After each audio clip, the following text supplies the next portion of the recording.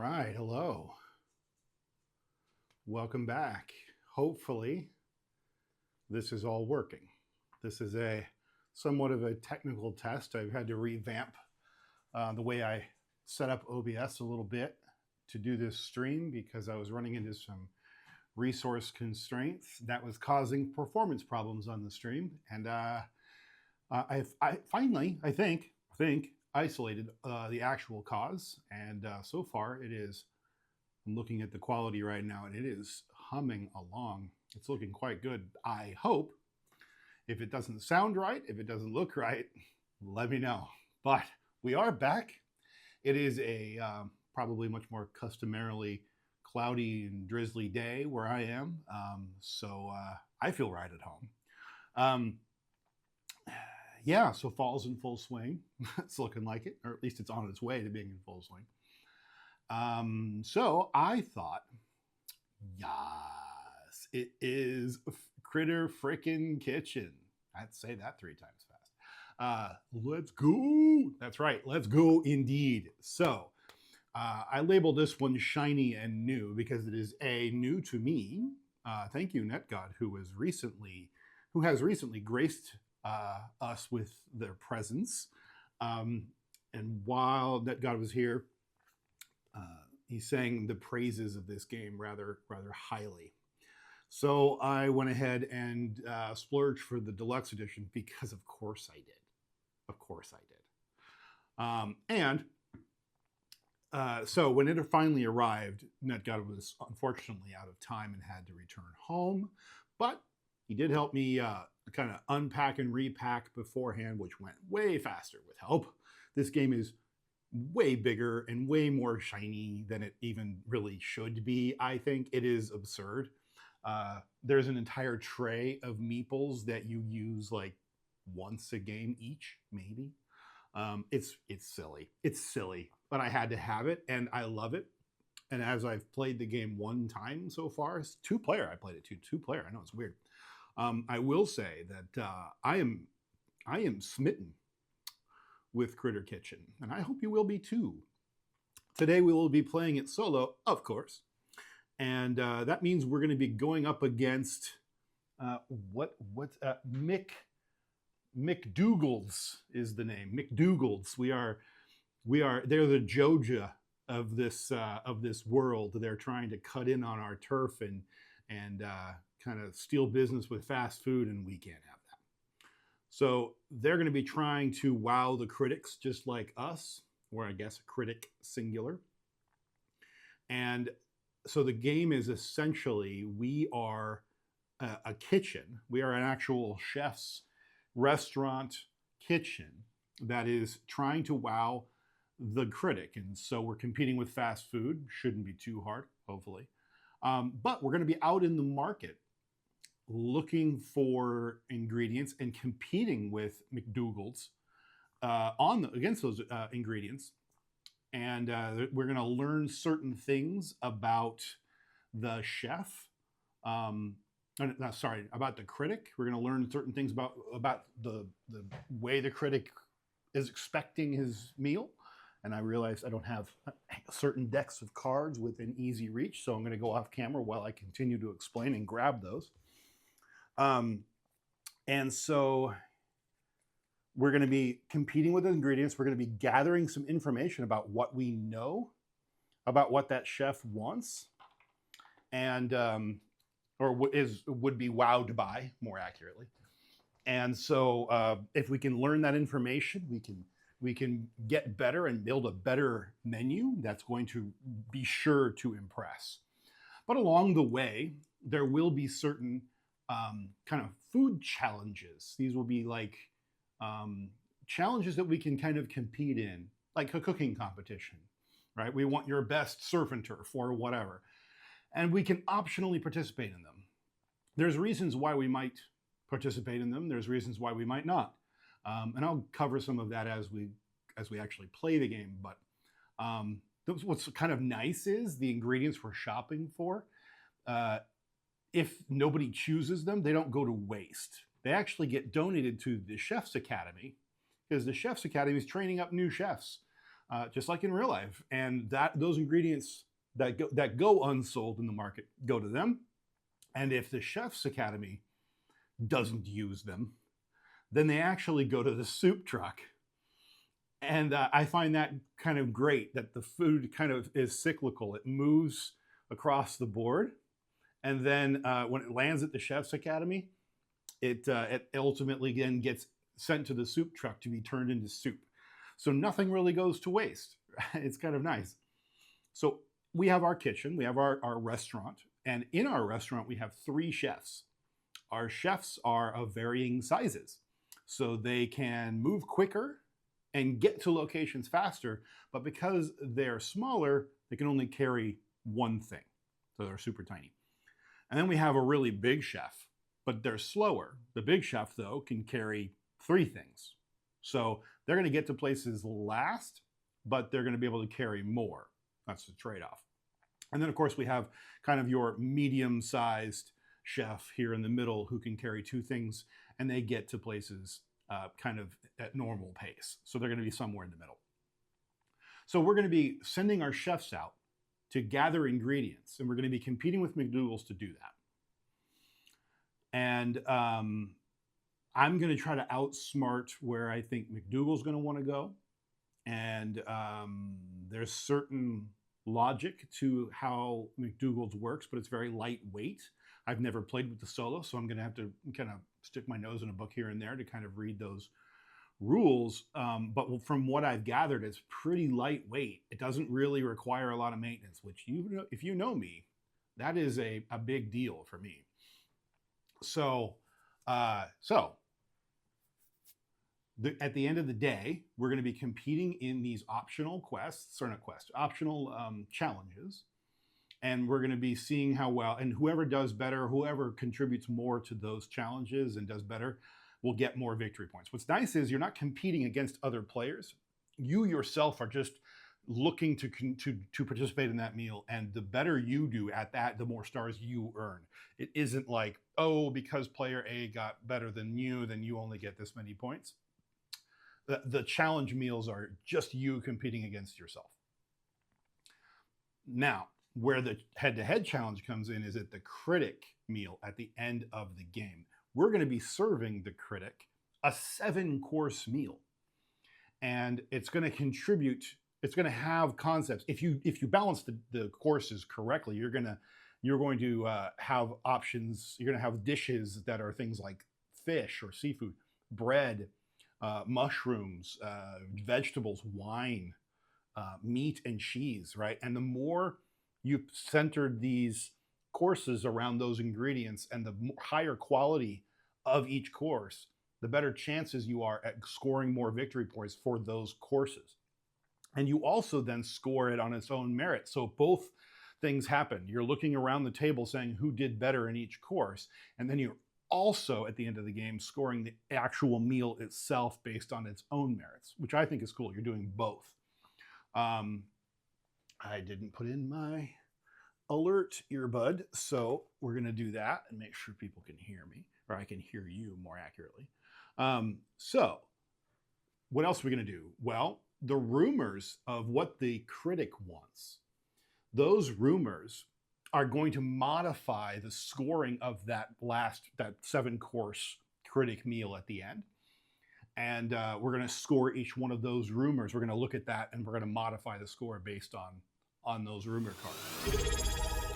Oh, hey, look at that. Thank you for the resub. Looks like my audio is working.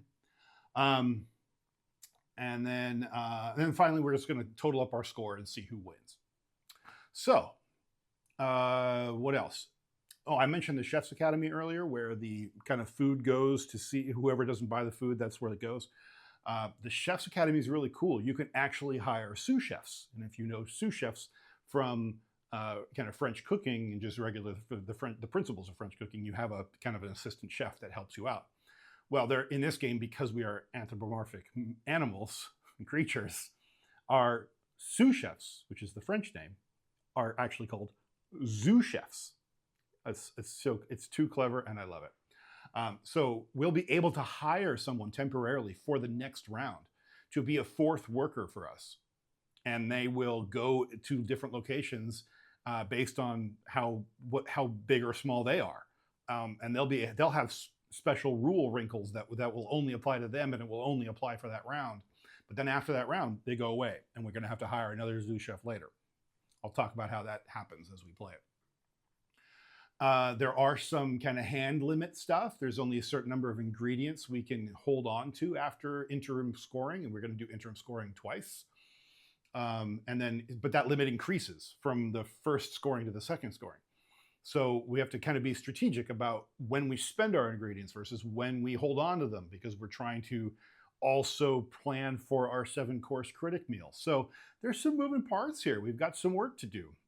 And we'll get into the deets as we go. But to start it off, let's talk about who our critic is for this game. And to do that, we will go to our player board. By the way, this is our little meal prep area. The top board here has 7 categories, and this is the critic board.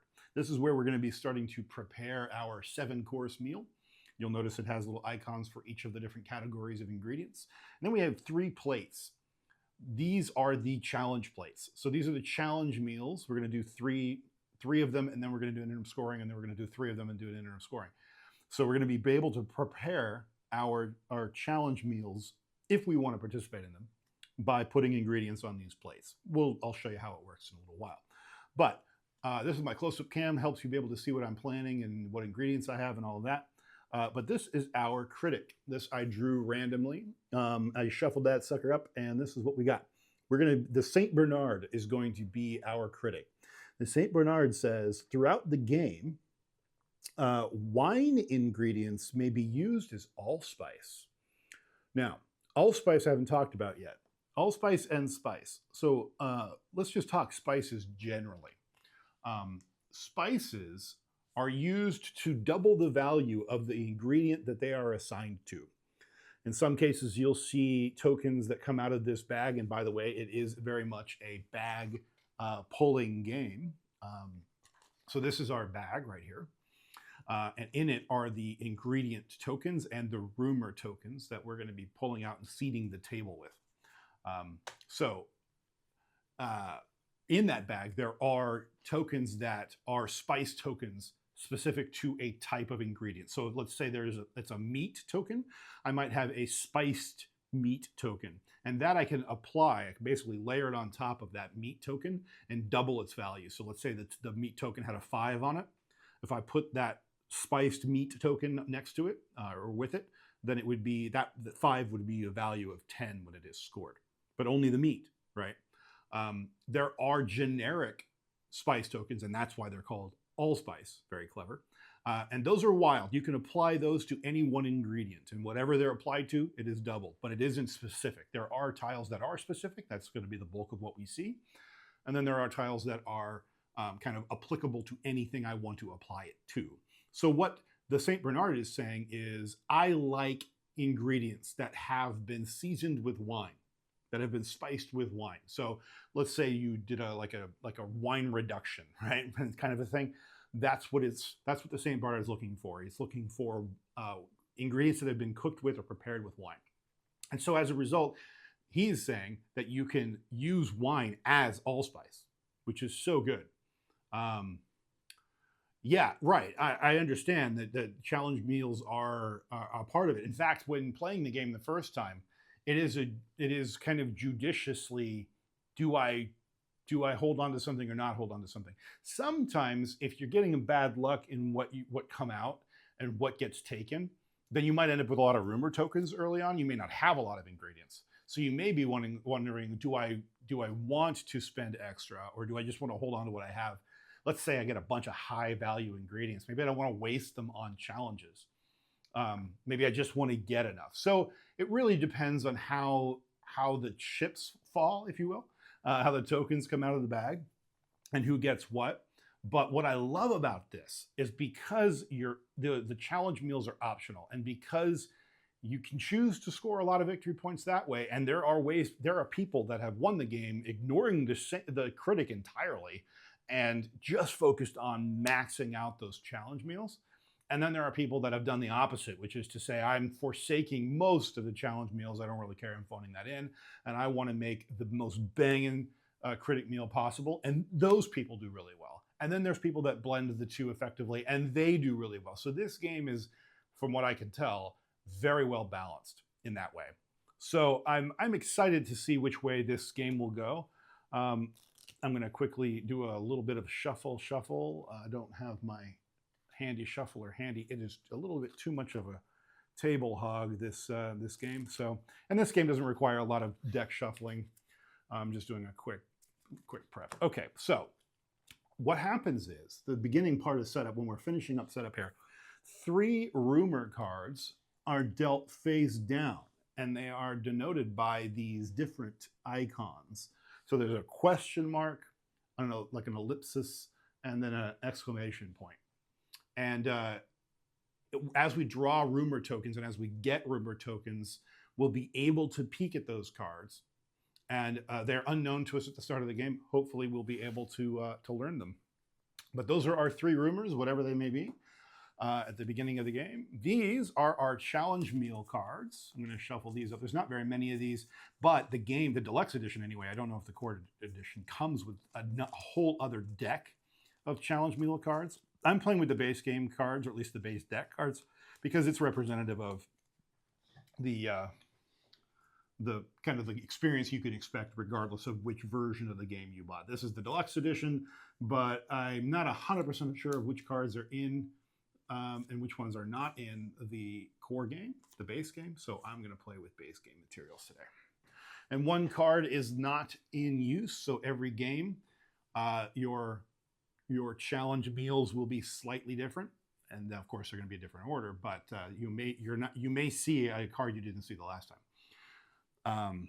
Depending on which set you play with, though, you'll pretty much always see the same challenge meals, which is kind of a detraction. But at least there's a separate deck. The only downside is you can't mix the decks. You have to play with one deck or the other. So you can still kind of memorize them, but there's room for growth. I'm sure expansions will probably include an entirely new set of challenge meals, so you can't get too familiar. But honestly, as you play, I don't think that's really going to have a bearing. I don't think even if you mastered all of the challenge meals, it's really going to have a bearing in your performance. Still dropping frames. Frame rate is much improved. Really? Still dropping frames? I'm looking. Is it out of focus for you or not? I don't think it is. I mean, it's zoomed out a lot, I know, but like, let's actually test that theory. Let's pop in to McDogald's for a moment. It looks pretty good. I'm not seeing it drop any frames. Oh, interesting. Let's come over here. Yeah, this is McDogald's. Let's see. Am I dropping any? Oh, a little 1 or 2 here or there. Interesting. Yeah, I mean, I'm not going to be able to solve that overhead camera 100%, at least not until the vendor who made it gets back to me on my support request for that. But I'd say that it is performing all right at the moment. We'll see how it goes. But this is our McDogald's board. He's got 3 chefs as well, and he's got some cards he's going to draw that kind of help him decide where he's going to go, what's he going to do. So he's also preparing a chef's meal. In fact, that's all he's doing. If memory serves. I don't know that he's actually participating in challenge meals. He may not be. I'll double check that when I look at the rules. But he is gathering rumor tokens, though, and he scores those based on when he collects them. So in the way it works is in the first round, the first scoring, day 1, they call it, he's going to score 2 victory points for every rumor token I let him have. Okay, good. Great, glad to hear it. And then, but yeah, he's going to score 2 victory points for each rumor token I let him have in day 1. In day 2, in the second scoring, he only scores 1 per rumor token he gets. And in day 3, which is I think that is Critic's Meal, yeah. Then the last round though, he won't get any extra points if he gets 1 there. So. What did he say? I want to try to keep those rumor tokens away. Zoom back out, please. I'm still talking McDogald's, but I will in a minute. But the rumor tokens, that's kind of his deal. Is I'm going to be trying to keep these away from him, at least in the early game. So that's that. And otherwise, I think he's mostly just going to try to max out his critic meal, which is that board there. But again, I'll learn how it goes. There is one thing that's interesting, is McDogald starts with victory points. And he starts with victory points based on the chef or the critic that we are competing to try to please. So depending on which critic ends up coming out depends on the number he starts with. But he starts with 2, which I hate, but it is what it is. So back out we go. So that's the main board. This is our little pepper mill or pepper mill grinder thingy. It's gonna move from left to right as we progress. There are 7 rounds in the game. It's gonna move this way. Tiebreakers are interesting. You'll see that as we go. And I think that's it. I haven't really talked about Chef's Academy or the Zoo Chefs other than to mention that happens. I haven't talked about Soup Truck yet really and how it works, but we'll get there. I think it makes sense to do that as we go. So that light is kind of not good for that card. I might move it down here, see if it's any better. Yeah, you can at least see it that way. Okay. All right. I might leave that card there just because it was so square in on that light that you couldn't really see it. Okay. All right. So to start the game off, we're going to turn over our very first challenge meal card, and we're going to see what that's all about. Because you haven't seen one yet, I will throw one in the close-up camera. Our first one is Savory Stack.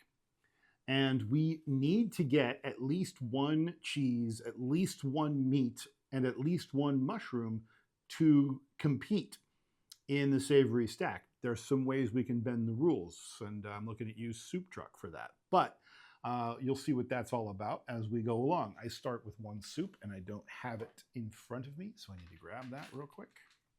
Okay, so we're going to be hunting for those as we go along. If we don't get at least one of everything or one of everything listed there, or we don't get soup to be able to kind of stand in for one of those, then we won't be able to compete in this challenge. So more on that as we go, but those are the 3 ingredients: cheese, meat, and mushrooms that we're going to be looking for in this first day, or at least throughout this first day. Now we should look at who our Zoo Chef is going to be for the round, and without even changing anything, we'll just flip that over. It's Finn. Finn the dolphin is a 2 carry weight animal, and he says that if Finn is picked by a Zoo Chef, so if another Zoo Chef picks him, or is used to pick up a Zoo Chef, gain a star. So Finn wants to make sure that more Zoo Chefs enter the fray. So that's what's going to happen there. That's Finn. So one thing that's interesting is one of the over extravagances in this version of the game is they give you a little picture of his unique meeple. And as I mentioned, there's an entire tray of these meeples, unique ones. So Finn has his own, even though he's only used for 1 round. But there you go. So that's that. So Finn is out here at the Chef's Academy right there. I'll pull his token if one of us grabs him. Otherwise, I'm going to leave it without that, because otherwise it's a lot of admin for no reason. So at the start of the game, at the start of the round anyway, we seed the kind of market locations. So we have the Soup Truck, I talked about that. We have the Chef's Academy, we talked about that. But in between, we have the Garden Top Shop. This is Garden Top Shop. We have the Desert Vendor, and then we have the Midnight Merchant. Think of them as more like the illicit goods. Mechanically, what this means is we don't actually know what's going to be on offer at this Midnight Merchant until we get there. So it's speculation. I may put a worker there, but I don't know what I'm going to end up being able to choose from. So we'll see how that goes. So to zoom in a little bit on that, I'll go here so you can at least see the 3 locations that offer food tokens a little clearer. So we're going to seed the Garden Top first. And interesting. So we got wine, which our St. Bernard says can be used as allspice. We have an actual allspice token, and we have a spice for meat. The garden top shop is spicy today. Interesting. Okay. So we'll go, oh, there's a spice for mushroom, but not actually a mushroom. But there is a meat, and we need that meat. And there's also a bread at the desert vendor. Interesting. And we don't know what's going to happen in the Midnight Merchant, so we won't populate that.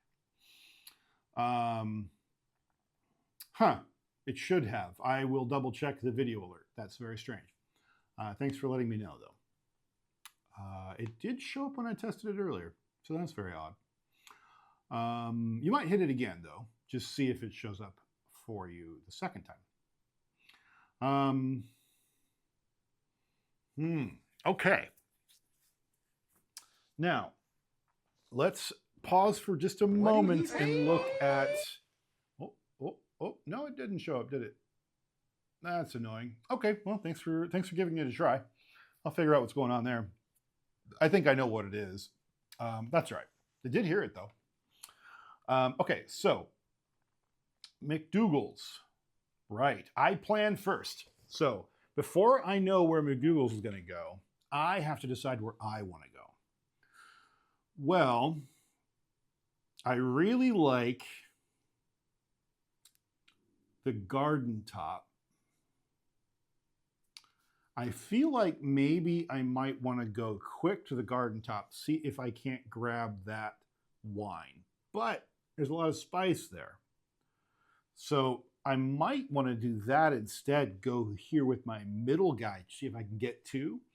But I risk him being able to steal something. And the St. Bernard challenge card, one of the things that that it says it's looking for is, I'll come here and I'll show that.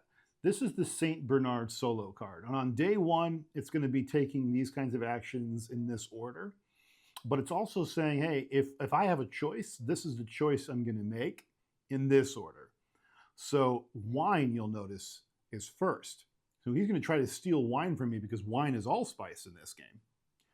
And I'm a little worried about that.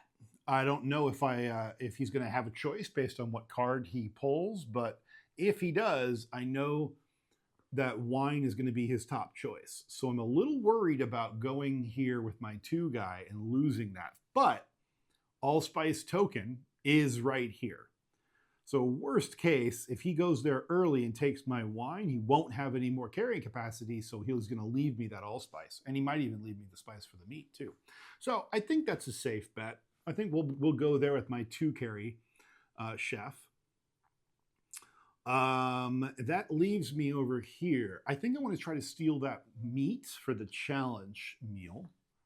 So I'll put my quick guy over here and just take the meat if I manage to do that. The problem is McDogald, he starts out being able to break ties right here. I don't know if you can barely see that in this corner. I'll shift them over a little bit. This is where our little chef's hat icons go. And right now, he's in the front of the line, which means if he is in a situation where my worker and his worker are the same, we're at a certain location, he gets to go first. So he's going to break ties and steal. But meat on his tie break list is late in the order. So I have a feeling I might be safe. We're going to test this out. I haven't played with the solo yet. We'll find out how it works. But I think we're going to try for that. That leaves me with my heavy boar chef, and he carries 3. I think I start out with 1 soup. I don't really care about Finn the dolphin. I don't know. I might get him just because he's a 4th worker. But that's all I would get unless McDogald's leaves ingredients on the table. If ingredients show up at the Chef's Academy, then I have the ability to pull them. So I don't know. Maybe I do, though. Maybe just to show off Zoo Chefs, I might just do that and chance it. See what he does. Yeah. When he can only break those ties once. Yes, that's true. Yeah, but this means for this initial round, I have to contend with the fact that he's going to do the first tie break first. He's going to win that. Okay, I think I'm comfortable with my choices here. You can't really see my boar. He's off to the side there. I'll move him. I'll cheat him over just a little. You can kind of see him hanging out over there. But that's my choices. We're going to see how this goes. Okay, I've made my first decision as to how I want to play this first round. Now we decide what's going to happen. I reveal the top card of the manager deck. That's this one down here in the bottom left corner of your view here. This kind of mustardy or yellowy color. We're going to draw that first one, and we're going to see what it says. Quality over quantity. Mouse, send to the location with the highest valued ingredient. There is a tie on that, so let's take a look at how we manage that. Yeah. Mm-hmm. Mm-hmm. Both the carrot and bread ingredients have a value of 6, so the list at the bottom of the card is used to determine that the lizard should... Okay, got it. So we'll take a look. We'll pull in this card again for reference. So at the bottom here, it's showing me the list and breaking and which things it's going to choose. The mouse, send the location to the highest value ingredient. Well, there are 2 ingredients on the table that are worth 3. They're both at the same location, so I really don't have to worry about it. So he's definitely going to go to the desert vendor. Incorrect. What do you mean incorrect? I am listening. I am waiting. Let's see what happens. What do you mean incorrect? I am waiting. Tick tock. Tick tock, tick tock. I will wait. Put these back on. Wait for you to talk.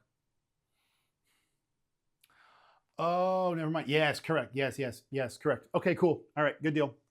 All right, so let me, in fact, I'll leave these cards and I'll turn off this view so you can see what I do here. So it says mouse goes to the location of the highest value ingredient. These 2 are on the same location, so the mouse goes here to compete with me.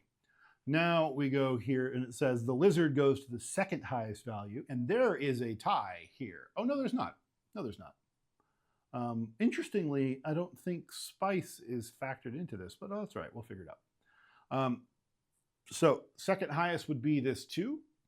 So he's going to compete with me there as well. Okay. Third is third highest value. Okay. Okay. Let's see.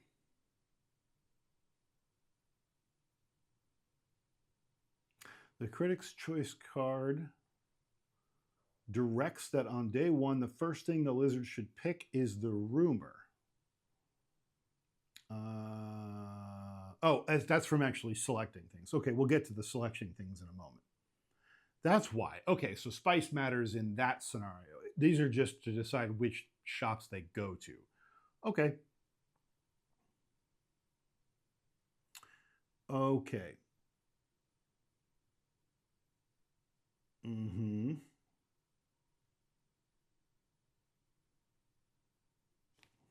Oh, interesting.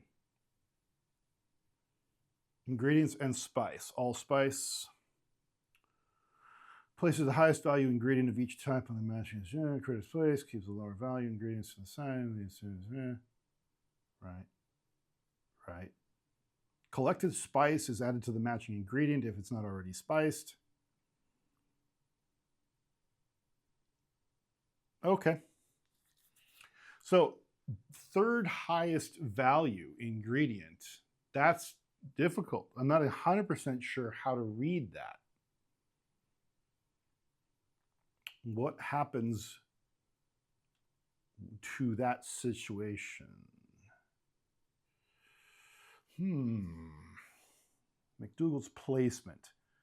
If a card sends a chef to a location that is already occupied, ignore that location by one of his own chefs. Fine, yeah.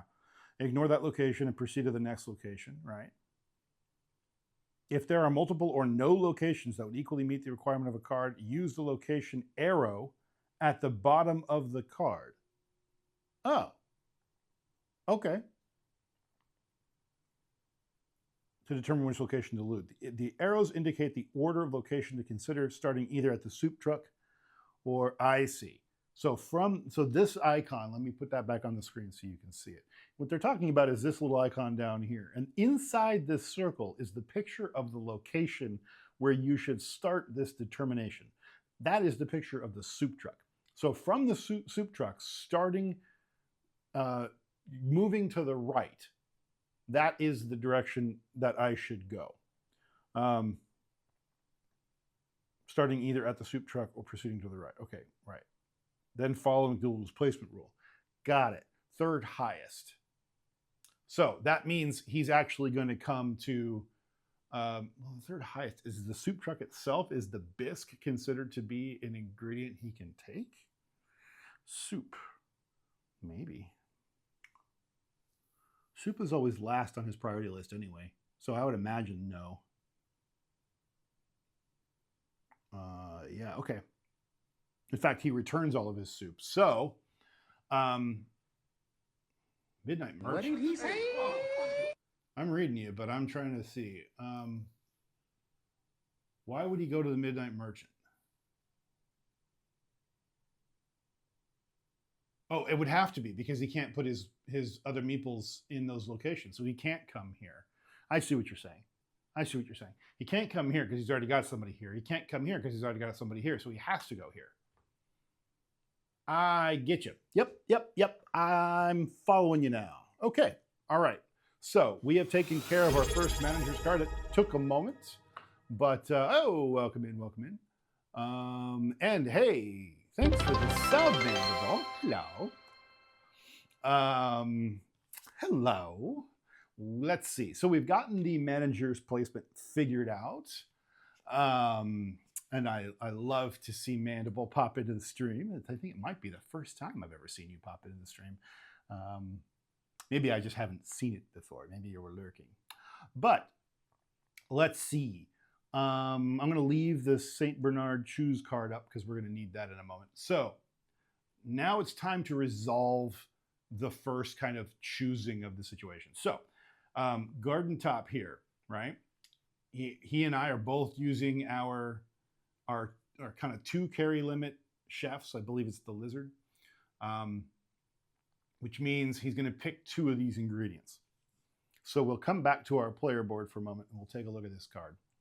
So here's what he's going to choose. There's no rumors out, so he's not going to pick that. There is spice, so he's definitely going to pick that. So I think that's it. That's the answer. There's 2 spice tokens. He's going to take them. That's what he's going to do. He can take 2, and there are 2, so that's what he's taking. That's how I'm going to play it. If you feel otherwise, speak up. Interesting. I don't know. I don't know how you are not subbed, and I don't know why you were banned either. That is very strange. Oh, how weird. Yes, please do. Oh, it was all caps. That's the reason. I'll have to figure that out later. Okay. So he's going to take the 2 spice tokens. We'll put that on his board over here for now. And we'll figure out the rest. So that leaves 1 for me, which kind of sucks. Do I want the wine or do I want to take 2 soup? I think I want the wine because it is an allspice for this game. So we'll take that. Then I'll go ahead and put that. You can't see it, but I'll put it on my player board over there for now. And that takes care of this one. So he comes down and I come back. Now we come over here and take a look. And now same deal. We look at the same card again. We know that it's rumors or spice. So it looks like he's going to take, oh no, hold on. That's weird. What does that say to you? Hold on, let's look at this for a moment. That here says, first pick a rumor. Right, for your second pick, there's no more rumors of this location. The lizard continues to the right, looking for the next match. Neither of the ingredients. It's an ingredient used in a challenge. That's what the star means. Oh, he's gonna steal my frickin' meat. What a jerk. Oh, that sucks. Is that what he would have taken then? I took the wine, but he actually would have taken. Would he have taken the spice? He would have taken the allspice for sure. No, I think he would not have taken, looking at this, knowing that that's about a challenge, there's no wine in the challenge, so he would have skipped that. There's no rumor, there's no sous chef. So he would have gone to allspice, so definitely took the right tile there, but then he moves on to numbered ingredient. So I think he took my wine and he left me with the meat spice. That's what he should have done. So we're gonna do that. We're gonna fix that. He left me with the meat spice. That sucks, but okay, fine. If I can do that for the meat for the challenge, great. But that brings us to the decision he's currently making at the desert vendor. I'm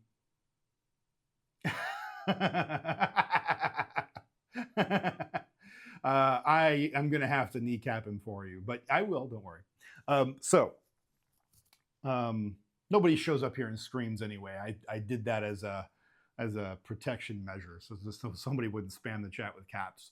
But it turns out you spam the chat with caps, and I want you to be able to do that, so I will fix it.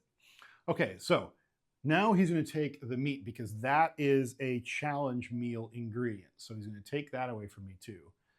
This AI is very smart. I don't care for that. Okay. Okay, so, oh, wait a minute. Wait a minute. No, he does not. He does not take my meat because he broke ties over here in the garden shop. And what did we talk about? We talked about the fact that when you break a tie, you move to the back of the line. So you can't keep breaking ties over and over again. So I break ties in the second room. That's this order there. Yes, right, exactly. So actually, I get to choose first at the desert vendor. So I get to steal the ingredient out from underneath him. That's good for me. So now the spice meat that I got the last time, and the meat spice, I should say, and the meat itself now are paired quite nicely. Excellent. But that leaves him with a choice to make. He is going to decide to take. Neither of those ingredients are part of the challenge. So it's not a 7, it's not a 6 value, it's not wine. It is a spice token, so he will take the spice token. Okay. All right, that resolves that. Now, here's the thing. Nobody took the bread. The bread now goes down to the Chef's Academy. Isn't that cool? Okay. Now he's alone at the Midnight Merchant. So we're going to find out what 3 he gets to take. And he gets to take all 3 of them because he's alone and he has a carry of 3. For the record, he got a spice for bread. He got a spice for wine. Don't like that. And he got 3 mushroom. Not a bad haul for him. Okay. Now that leaves me over here at the Chef's Academy. I have a carry limit of 3, but I can't carry 3 because there's no 3 things that I can get. I can get Finn, so I will. Let me dig out Finn. Finn is not that one. This is the other problem with having all the meeples that are all different shapes as you spend all this time looking for a meeple. There's Finn's meeple. I will now have 4 workers next round. Finn comes down here. He is a carry limit of 2, so he's going to hang out with my lizard. My lizard's there. And my boar comes back, but I do get the bread because the bread was left over, and I will take it. Why not? I could take it. I could not take either of them and just get soup, but I'll take the 4th worker. That's not a bad thing. Why am I giving it to him? That's not his or mine. It's his. There we go. Okay, so that takes care of our choices for this first round. Finn comes to me. I take his card. We remember what Finn can do. And that's that. I broke a tie, so I go back to the back of the line. And we move on to the next round, I think.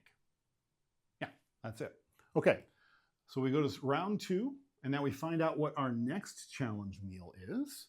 And it is comfort foods. Now there is wine. Wine, bread, and meat. Well, that's convenient. I have bread and meat.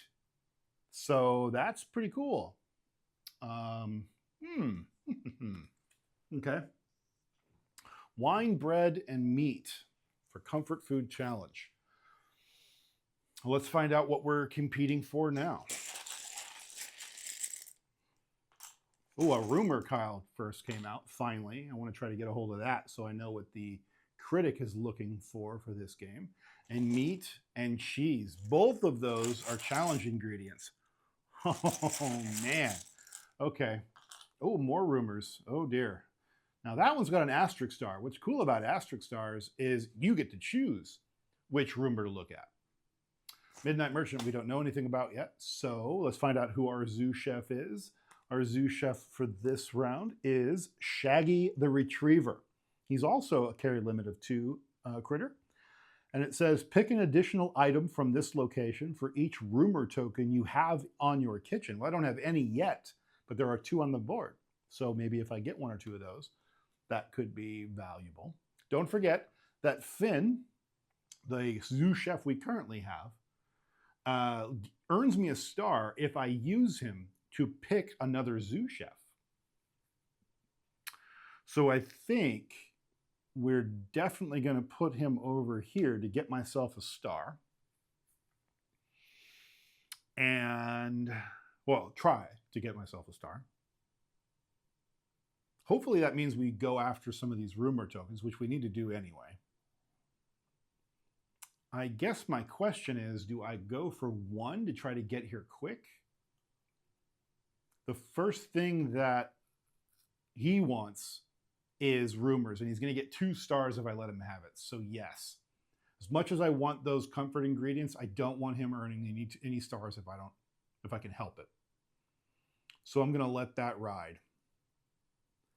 And oh, I think maybe now's the turn to load up on soup, because the first person to go to the soup kitchen, I'll put this over here so you kind of see it in the corner, gets a bisque, or at least can get a bisque if they want a bisque.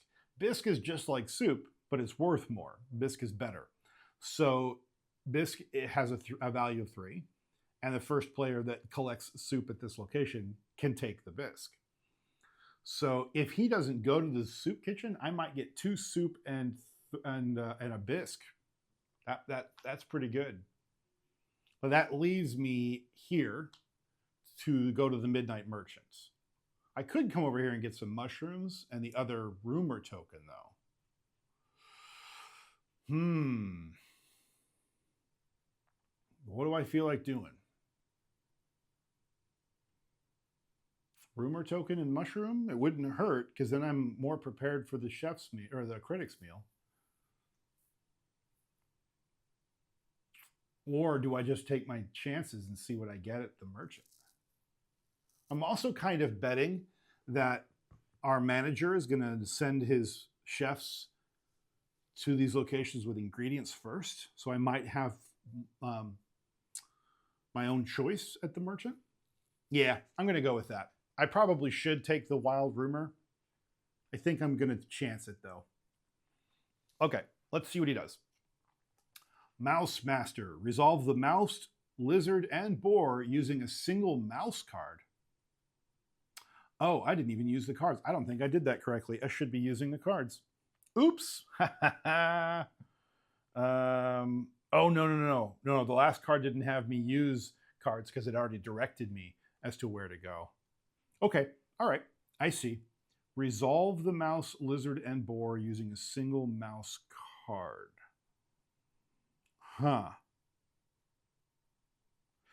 Okay, so I'm going to draw a single mouse card and resolve it. That's what we're going to do. And this says, top shelf. Send to the location with the highest valued ingredient. So that's the rule for all 3 of his meeples. Okay. So mouse is always going first. So mouse goes here because that's the highest value ingredient, 5. The next highest is a 4, but he can't come here because he's already here. So the mouse card says start at the Chef's Academy and move to the left. So he's going to come here to the garden top shop and take whatever I don't take. Okay.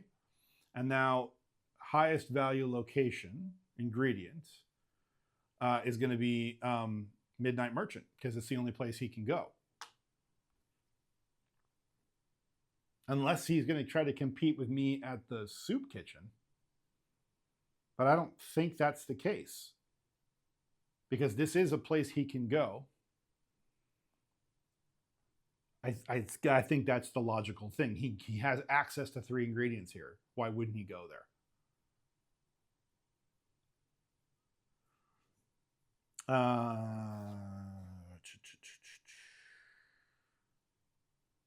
And it's the first place that really like satisfies his requirements.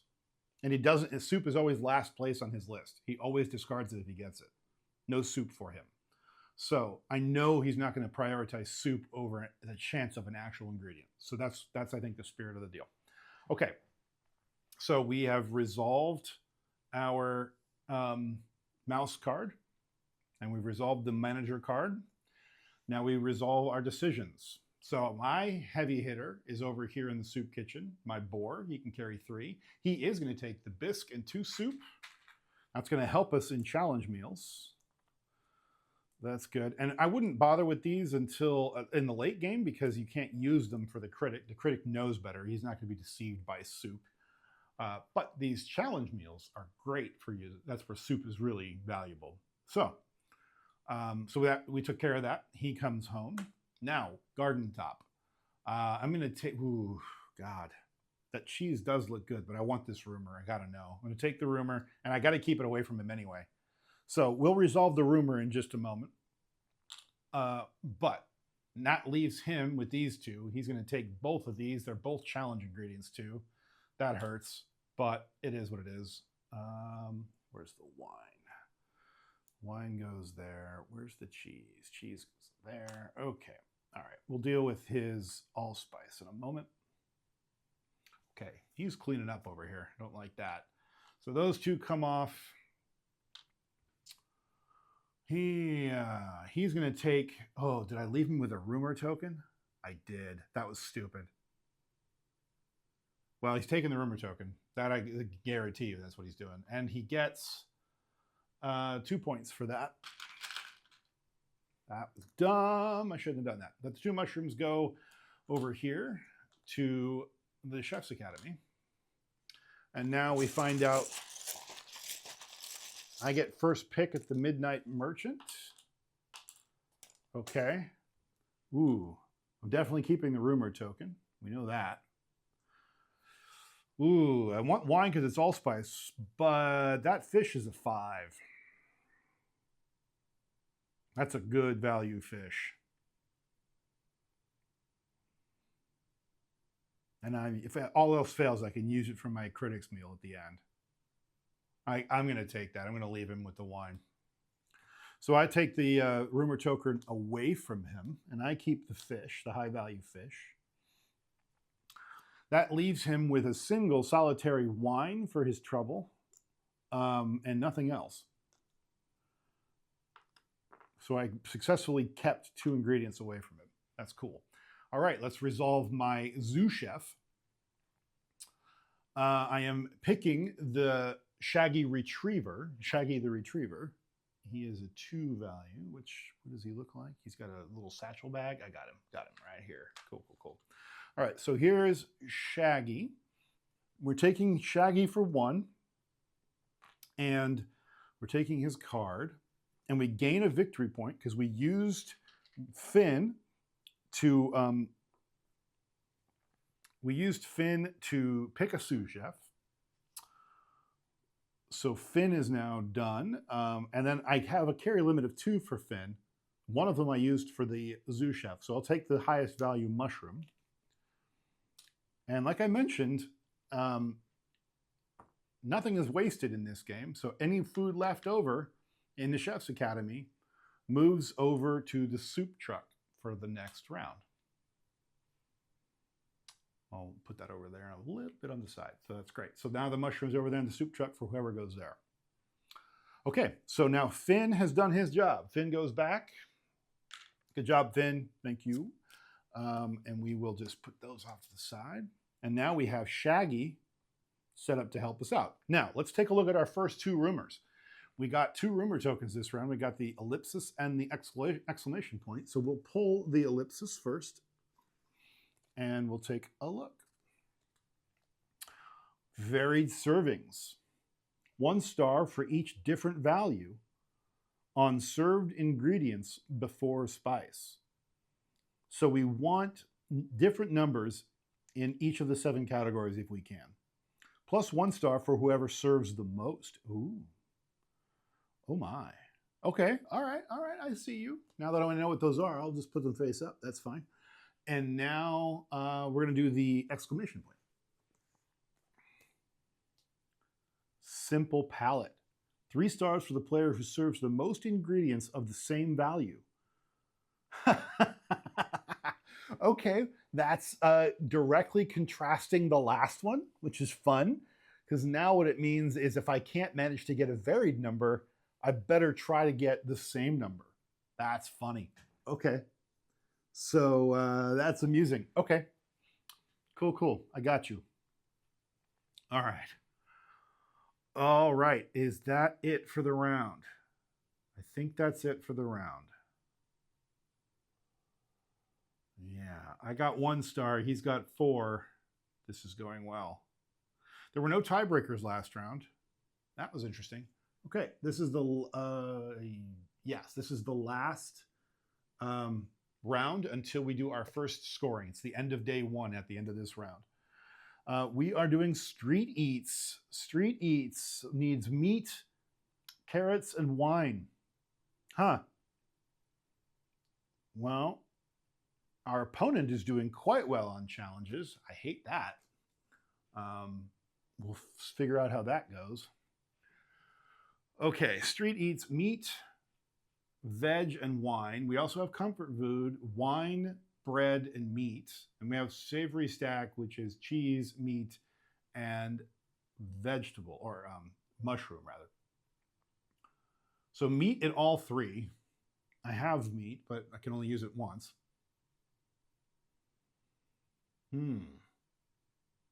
Wine in 2 of them. Interesting. Very interesting. All right, let's find out who our new zoo chef's going to be for the next round. It says, this is Dash. Dash carries 3 and move to the front of the priority track. Ooh. Start of location, move to the front of the... So Dash breaks ties in that location. Wow. Okay. Kind of want Dash. That's pretty cool. But because he's a carry limit of 3, he's always picking up the table scraps anyway. Unless we happen to have both 3s in that location.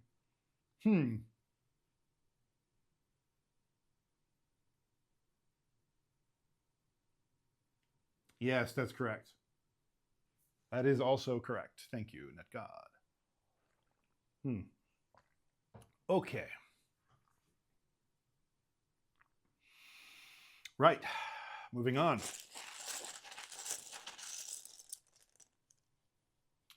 Yeah. Okay. Ooh, what do we say? Wine is in 2 of those, and there's 2 wine tokens and a cheese. Garden Top Shop is hopping today, or at least it will be. Okay.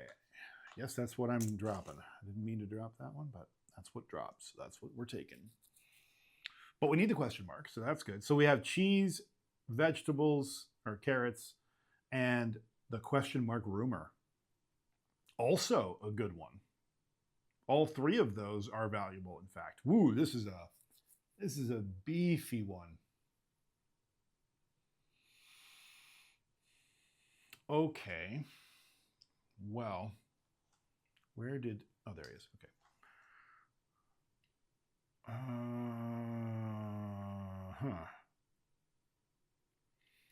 This high-value mushroom over here might swing him towards the soup truck. That could be useful.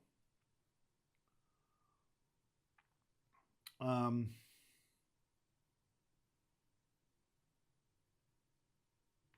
Shaggy is a oh, pick an additional item from this location for each rumor token you have in your kitchen. Ooh, interesting. After your last pick. Okay, so NetGod, you've played this before. When the card says after your last pick, does that mean after the last pick of the entire round, or the pick I just used? Like, I think it means the last space you're in, right? And that's the pick. I'm curious to see what your thoughts are on that.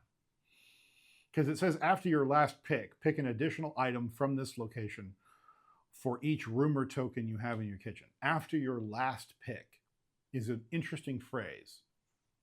Last as in the previous one, or last as in the last for the round? That's the question. We've been playing it as the last in the round, but I don't know. I don't know. What is happening with my head? Oh, nothing. Okay, good. It's just the size of the chess piece behind me there that was tripping me up. Okay.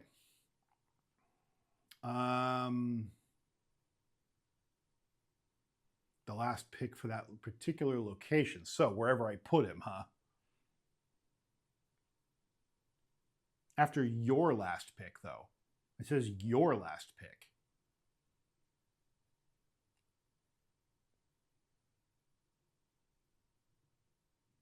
So you're thinking if I go there with Shaggy and I pick, let's say, the 2 wines, that the last wine that I picked is my last pick, and then this kicks in. Pick an additional item from this location for each rumor. That's what you're trying to say? Yeah, I see what you're saying. Right. I think I know what you mean. Okay. Okay, so I'm going to put Shaggy at garden top then.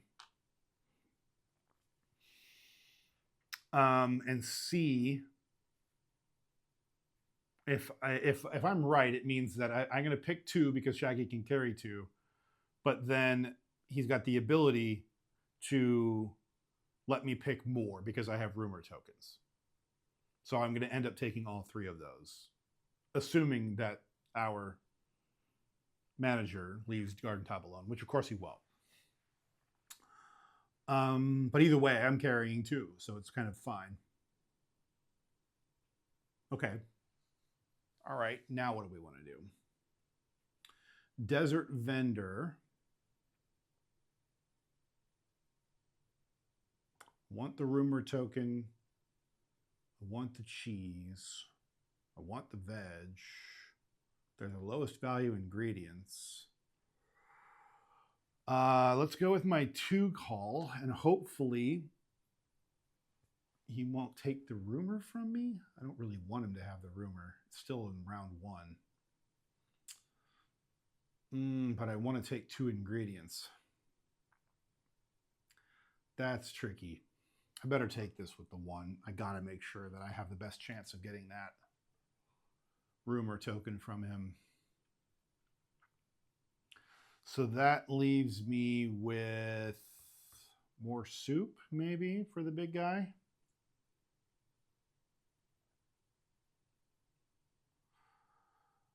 I might get that mushroom too.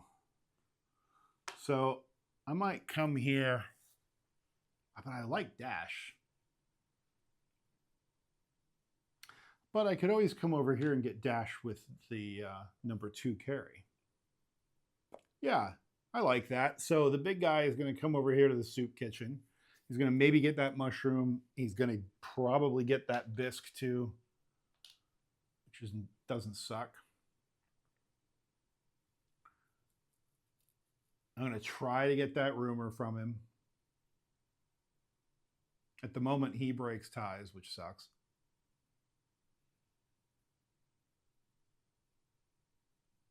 No, I know, but it's early game. So I'll go hot and heavy in ingredients for day 2. I got to know what the scores are. And more importantly, I got to keep the 2-star rumors away from him in the early game. He can get 1 point here and there. He can't get 2 points each. He already did that once. So this is mostly me keeping away and less about me knowing the rumors, although I like to know the scoring conditions early. But we'll see. Okay. All right, we're going to go with that. We're going to see what happens. So manager says, lizard leader, resolve the mouse, lizard, and boar using a single lizard card. So the same thing, but now we're using the lizard card as the directive. Got to catch them all. Send to the location with the most ingredients, not spice or rumors, ingredients. We resolve ties by moving left from the academy. Most ingredients, well, that's here. So the mouse is going to come here. That's most ingredients. And he can't come there anymore, so he's going to come here next. Oh, wait, hold on. Most ingredients, he would come here next because there's 3 ingredients here. And then he would come here because there's 2 ingredients. And in fact, that would mean this is swapped, because this is 3 ingredients and it's closer to the tiebreaker, which is Chef Academy. Chef Academy is going this way. So the mouse would come there first, and he's going to compete with me at the garden top. Yep, that's how that's going to go. Soup Kitchen has 1 ingredient plus the bisque, but he doesn't care about soups. So it's going to go 3-3-2. That's his decision making.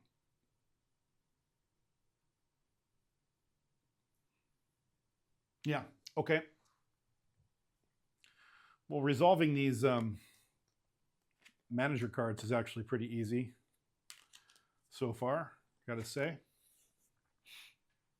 Okay, so I'm over here, and I'm going to take the bisque, the 4 mushroom, and a regular soup. Okay. We're doing great. All right, coming there. Now, he breaks ties, so he's going to slide to the back of the tie break. He's taking 2. What is he going to take? Well, this is still day 1. And it's wine and cheese. Both of them are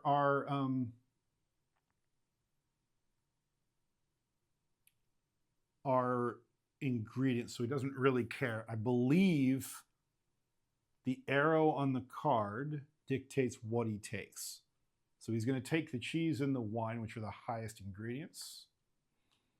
He would have done that anyway, I think, to be fair.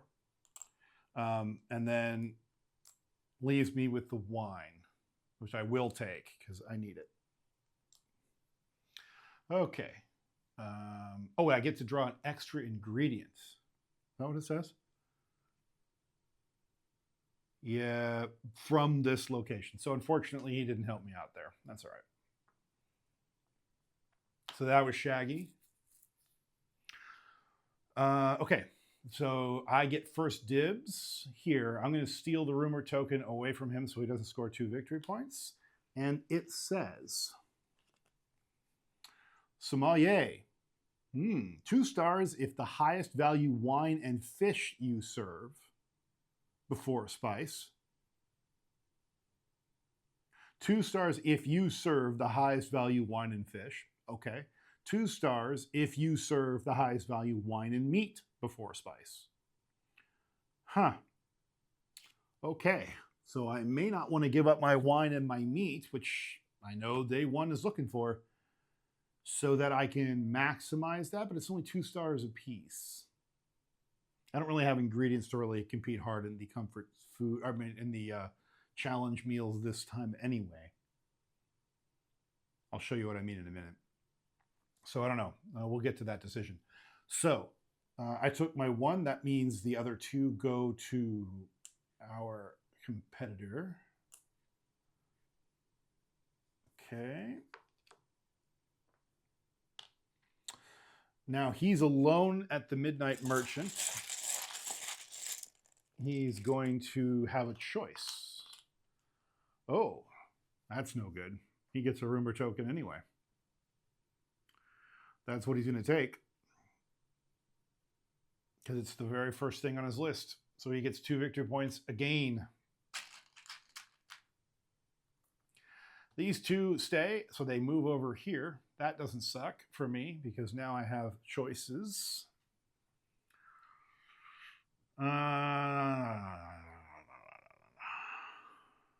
Mushroom spice or wine. I think I'm going to cake the 4th worker. Yeah, I'm going to take Dash and the wine. I'm going to leave the mushroom spice to go over to the soup truck. Dash comes to me. Dash is right here. Okay. Dash is a 3 weight. You can carry 3. All righty. What's happening here? Hold on a moment. I did not plug in something that needs to be plugged in, and I don't want the stream to die. So we'll have to fix that. One moment, please. We can't have that. No. Nay. I'm glad I caught that. That would have sucked. Okay. Are we good? Are we not good? We're not good. Cool. Love that for me. One moment. We should be good. Why aren't we good? Annoying. Oh, that's why we're not good. Hold on. Hold, please. One moment. Oh, that's why. I'm smart. I'm so smart. Gotta feed power to something. There we go. All right. Sorry for that hold. All right. Okay. So I am now currently the tiebreaker. Let's find out how we handle the challenge meals.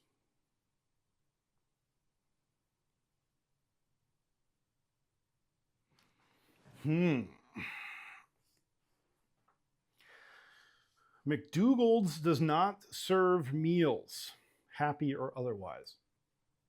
That's hilarious. When you say stars above meals, oh, they can't take a rumor of the same type. Oh, hold on. So he took rumor and what? What did he take? I think there was a mushroom left over. Oh, it doesn't matter now, I don't think, anyway. And I don't want to try to retcon that too much. I think I'm going to let the... he's going to take the mushroom spice instead of the rumor. That's what he would have done. Because, and I didn't take the rumor because I already have all 3 of the rumors, so I don't really need to take another rumor. Can't take that one anyway. So I think that just gets discarded. That's fine. Okay. But it also means he didn't get 2 extra victory points. So we're going to pull those back off. All right. I misread that part. Okay. Yep. How do I challenge ingredient?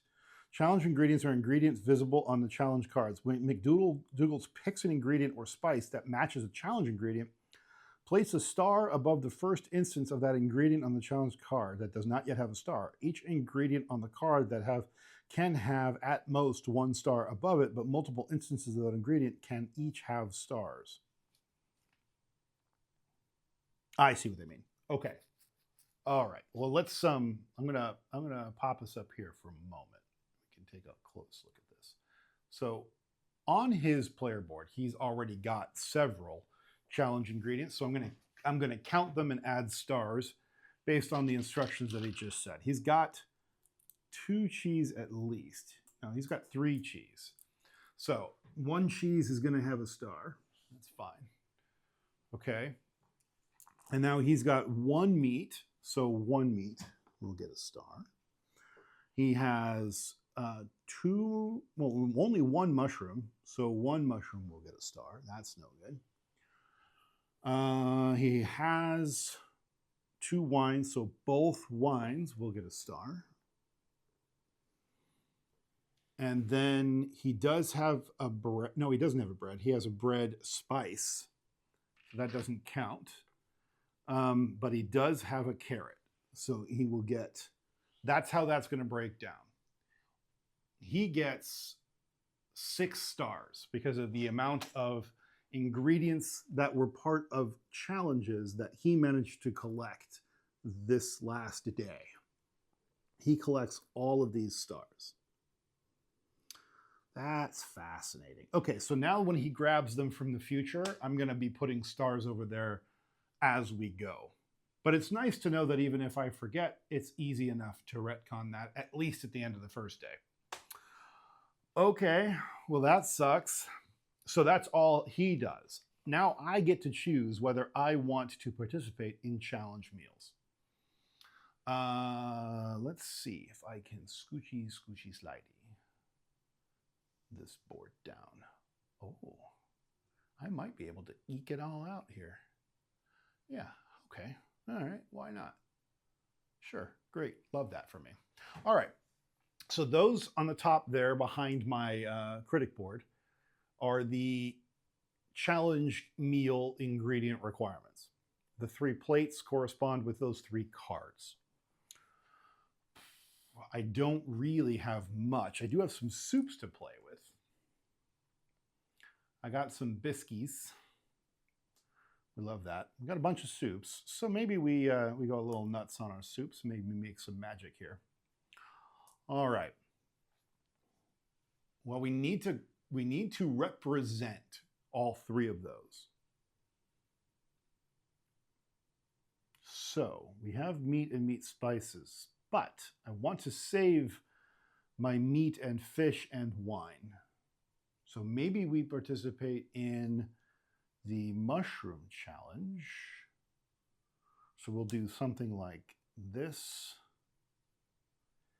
and that. I only need 6 and I can't get to 12, which is the next star. So I might do that, which gets me to 6 on the mushroom challenge. I do have 2 wine, so I could spend 1 of the wine on this one. And the other one is bread and meat. So this one is where I might play a bisque and a soup. That doesn't suck. Okay, the last one needs another wine. Do I dare? Because wine is allspice.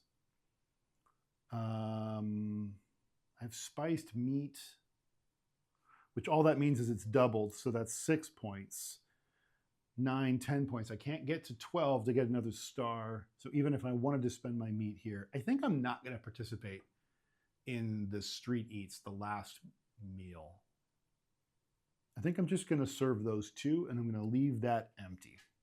And the rest I'm going to try to save for my critic's meal or this next day of meals. So we're going to serve this for 1 victory point. We're going to serve this for 1 victory point. And all of these items come off. So I get 2 stars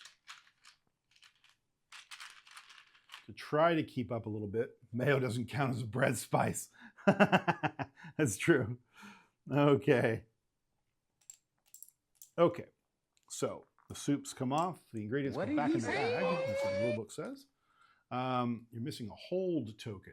Oh, you're right. You're right. The hold token is up here, ignoring the wine. Doesn't change my decision any, though, because it's the meat and the carrot that I don't want to give up. And I have to have at least 1 of the real ingredients. Okay. All right. Considering I only earned 1 victory point for those, I don't feel too bad about that. I'm going to probably earn more victory points. It was probably actually a net waste to get rid of the wine and participating, considering that wine pairings are 2 points each. But we'll see how it goes. Maybe I get some more wine. We still have a bisque and a soup token for next round, which is handy. And now these are done. So we will take our hold token and we will move it. We will move it over here to the 6th round. What did he say? So to describe, would the hold token remove a star from McD? Well, I don't think so. Maybe. Because he did have the wine. You're right. Yes, you're right. You are correct. He got a star for that second wine, and he should not have. You are right. Okay, so the way hold tokens work is that it kind of just covers up the last required ingredient on the last card on the last day of that, or the last challenge of that day. And so that card becomes easier to meet. And I had neglected to place the hold token, therefore I calculated victory points and a few other things more than I should have. So that's what that guy was reminding me of. You'll see it in action next round because I hopefully, fingers crossed, won't forget this turn. Was there a tie last round? No. Oh, there was, wasn't there? Was there? That's right. I don't think there was, but if I'm wrong, I'll note it in the comments or in the description of my video on YouTube. So I will double check that and let you know. All right, moving on. We are now we just finished up the end of round 3. So we're going to move into round 4. Now, importantly, one thing I didn't consider when we get done with the challenge meal day 1 is I can only carry over 5 ingredients, and spice is included in that decision. So do I want to get rid of my spice? I think so. I think I'm going to get rid of my meat spice. I have to discard down to 5.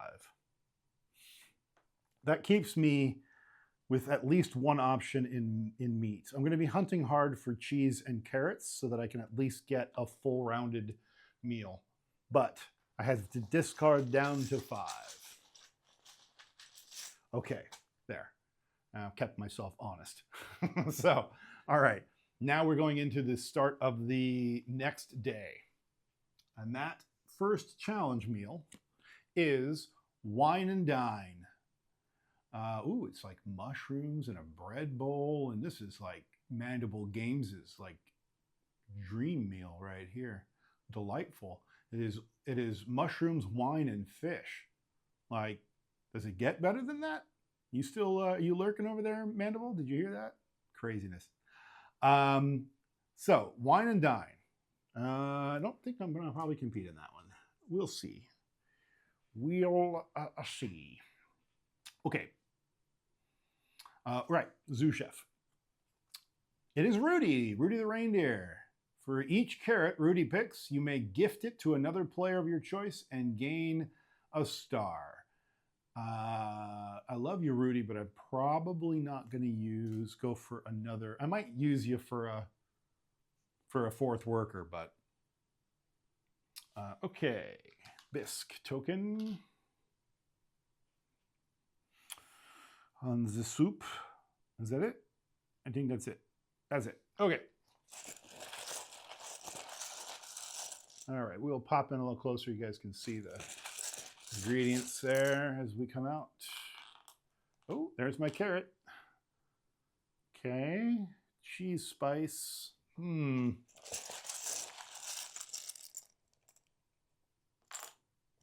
Oh, there's a fish and a bread. I already have a bread, but that one's of higher value.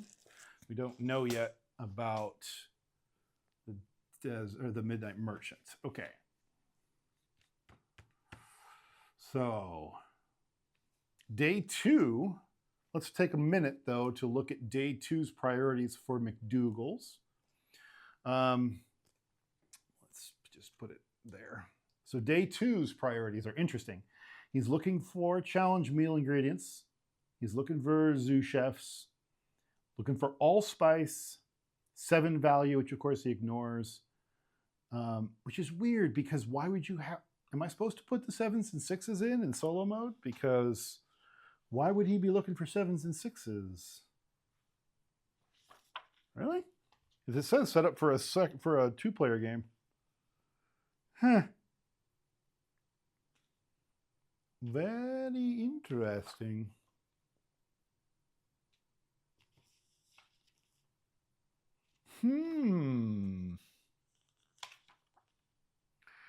I'll have to look at that.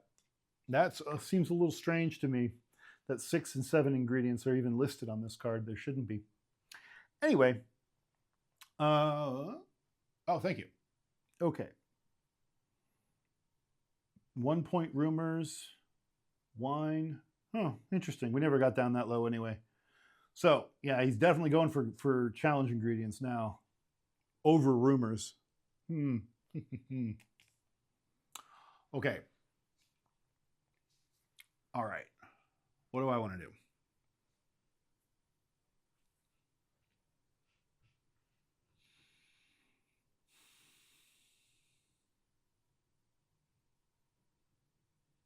I want that carrot.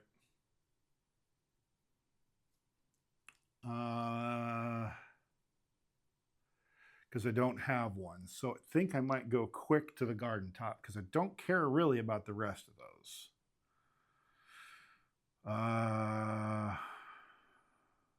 That extra fish wouldn't suck because it's part of a wine pairing offer. So I might take that there.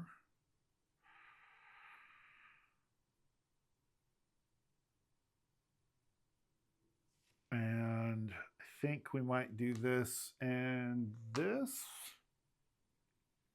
Because I don't think there's going to be ingredients left over much.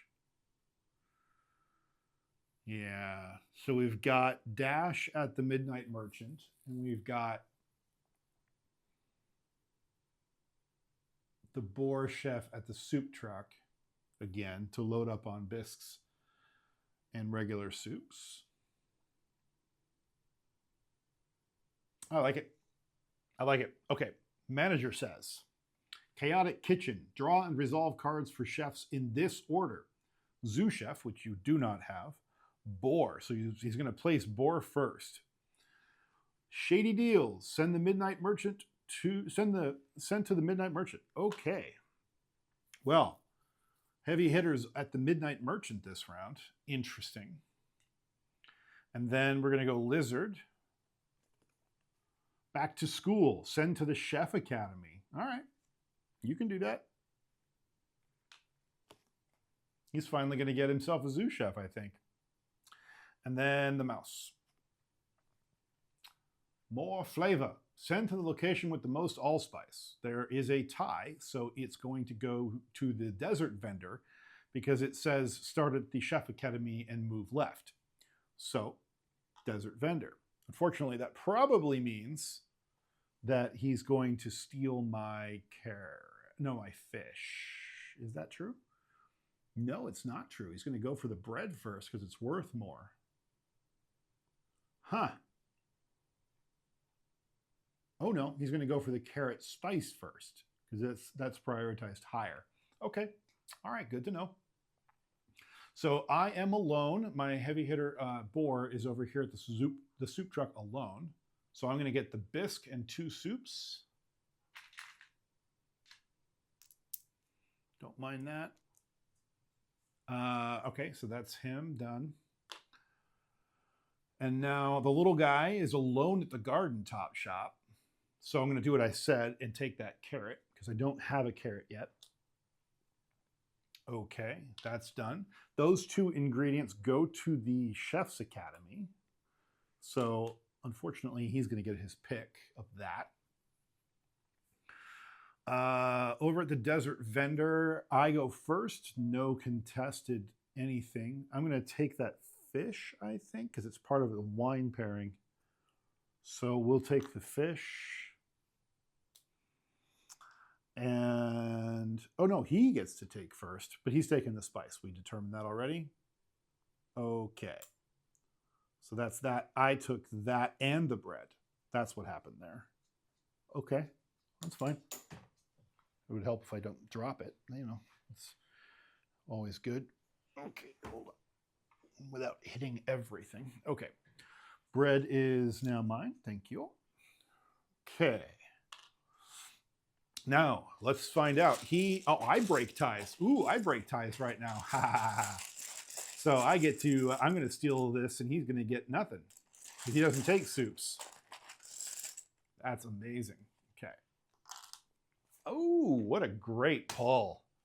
A 5 bread, a 5 carrot, and a 2 fish. That's lovely. I don't have any bread yet on this day, but for challenge meals, but I'll take it. I like choices. That's cool. Okay.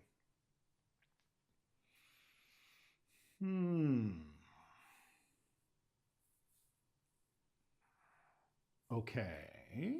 So he gets nothing. That's amazing. And it wouldn't have mattered anyway because I was the front of the priority track regardless. So I would have broke ties no matter what. But regardless, now I'm at the back of the track because I just broke the last tie. Dash goes away. Thank you, Dash. Okay, and now he's alone at the Chef's Academy, and he gets Rudy the reindeer, I think. Let's double check. Yes, he does take a zoo chef.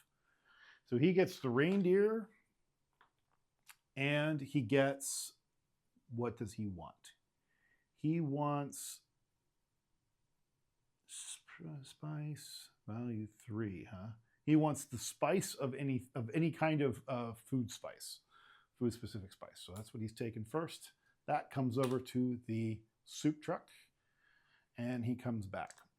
Okay, so Rudy now is working for McDogald's.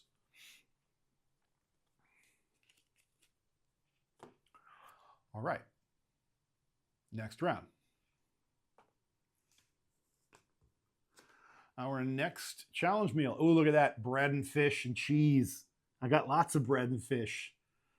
That's really good for me. And that is the ultimate melt challenge. That looks delicious. I'm ready to go. Okay. Okay, bisque gets reloaded. And we get a new zoo chef. Oh, it's Hans. Hans the mole. After your last pick, draw 5 items from the token bag. Keep all mushroom ingredients, not spice, drawn and return the other items. So I'm hunting, literally looking for it's like a truffle pig situation. And these are carry limit 2. Interesting. Interesting. What do we have? Oh, all right. Coming up at top of the hour. All right. All right, good.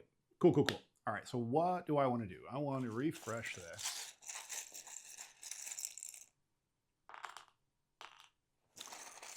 Spice all around. Okay. Well, that wine's coming home with me. I can tell you that right now. That meat wouldn't suck. I want that fish spice too. How bad do I want that fish spice? I want the wine more. So we're going to go to the desert vendor with the mouse.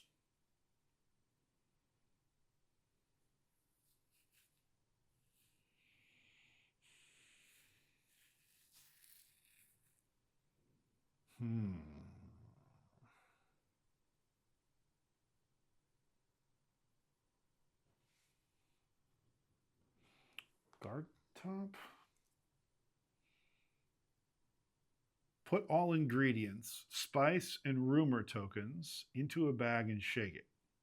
Doesn't say anything about 6 or 7 players. So why is there a spot in the box for 6 and 7 player ingredient tokens? You mean on the card? Huh. Okay. All right. Well, we'll have to post about that and see what happens. It's a little odd to me, unless they're supposed to be added into a solo game, but the solo rules don't mention it. In fact, the solo rules even say set up for a 2-player game. Pretty sure. Yeah. Oh. Interesting. Follow the same steps as a multiplayer game with the following differences. Yeah. Shopping. Ingredients and spice. No, nothing says anything about including those extra ingredients.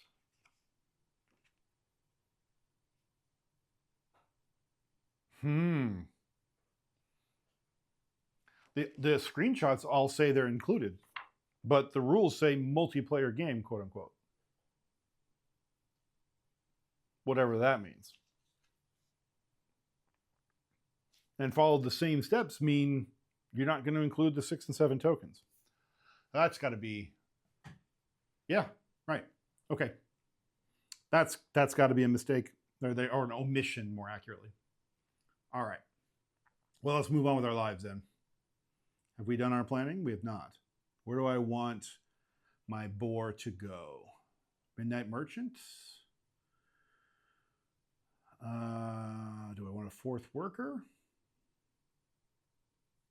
I like the idea of a 4th worker because Hans is a care limit of 2, so I might actually get good ingredients with him. Don't really care about mushrooms right now.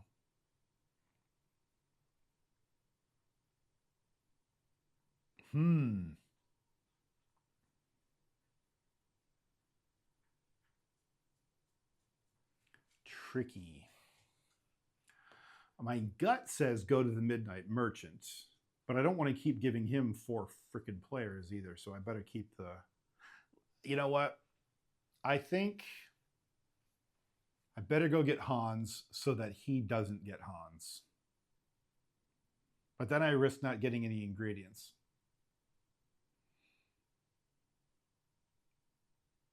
That's tricky. I do have a lot of ingredients, though. Way more at present than I can, not way more, but more than I can keep in refrigeration. So,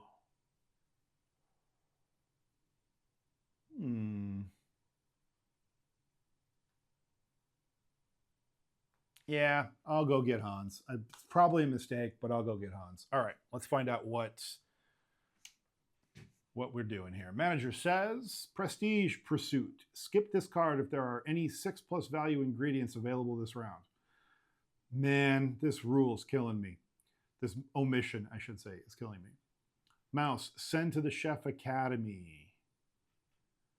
You know what?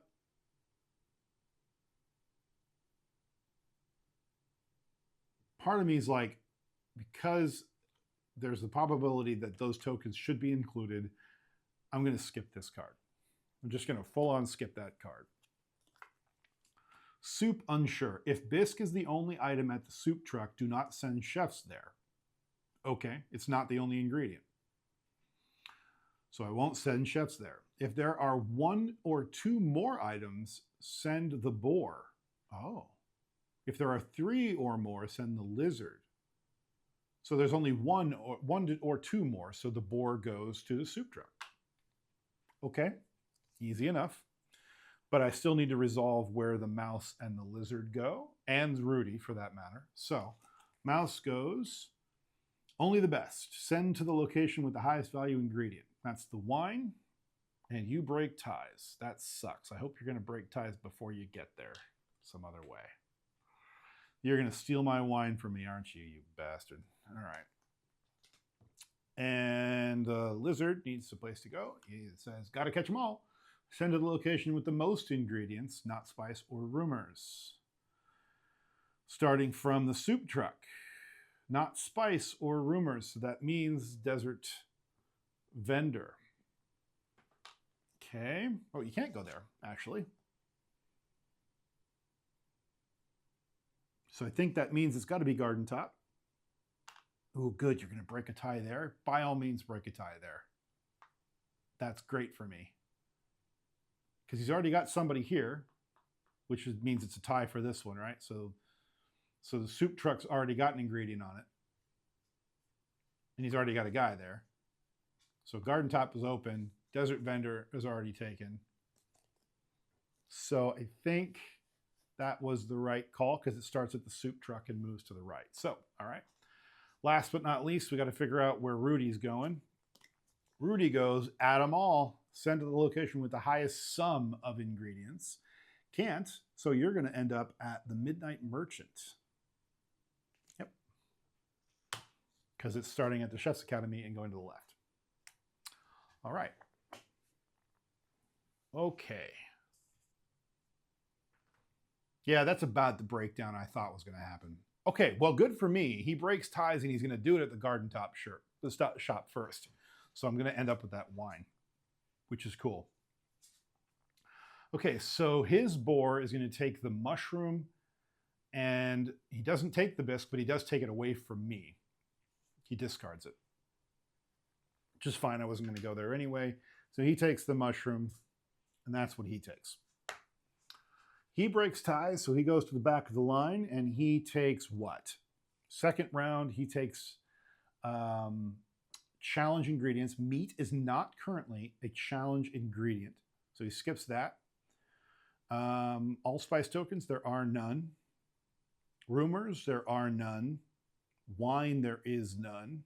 Spice of any kind. From the, I think it's from the left, but I don't think it matters. He's going to take the fish. It's fine. I don't know which one he chooses over the other, but that's what he chooses. Oh, I know what he chooses. Which one would be? He takes the bread first, actually, because there is a thing for that. Okay. Okay, that leaves me with two, so I take the fish and the meat. Okay, now I have two meats and a fish spice, which does not suck. Okay, those come off. That comes back to me. All right, I break ties at the desert vendor, so I go first and I choose the wine. Because of course I do. And that leaves him with a choice of meat or fish. It's a higher value first, so he's taking the fish. And the fish is also a challenge ingredient, so that works twice for him. Which unfortunately gives him all 7 ingredient types for the Critics meal. This goes to the Chef's Academy, which is meat. Okay, he has free reign of the Midnight Merchant, which is distressing.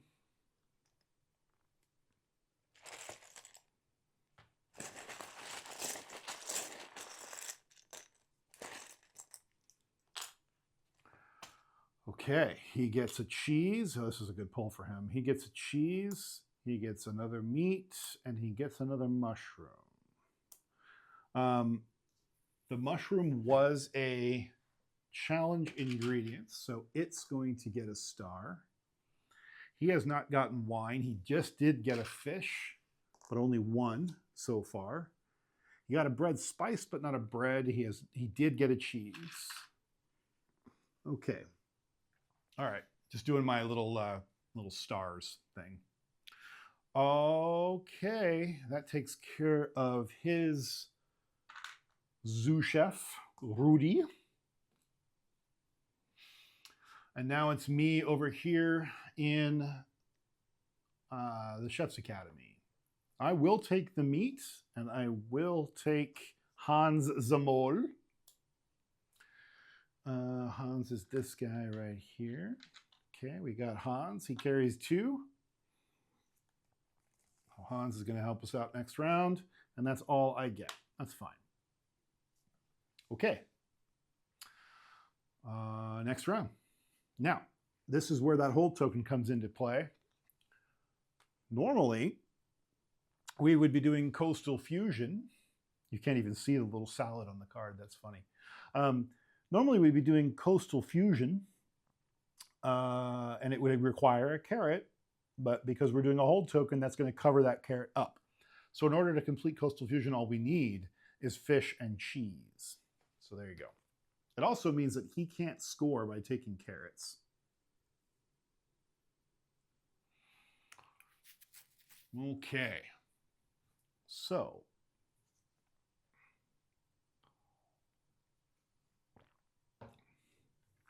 for the sake of it, I think what I'll do is, first of all, we did talk about this. We're going to put this card further down so that you guys can actually see it. The light was kind of messing with you. But what I'm going to do is quickly just pop in over here a little bit, just a little bit, little wider. Yes, I like it. Okay. Okay, we'll store that. We'll use that for later. We can scoochy this one in just a hair so you can see all that. There we go. That's good. And we'll scoochy this one in over here. Not that you need it because it's got a hold token on it, but that's fine. All right. So those are kind of where we're shaking up here. Getting into the last challenge meal of the second day. Okay. So since you can see the ingredients on that view, I will populate.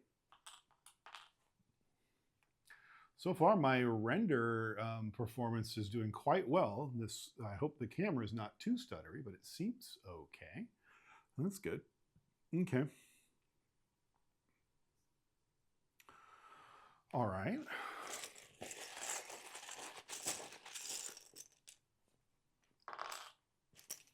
Carrots. Oh dear. Ooh, wine again. All right. And we know the Midnight Merchant is what it is. Fish in all three, huh? Well, I got a lot of fish. But it's also fish is part of wine pairings. Those are 2 points apiece on their own. Oh, wait, it's highest value. Okay. So actually, I only get one of each of those. So I can spend the rest on challenge meals. Great, great, great, great, great.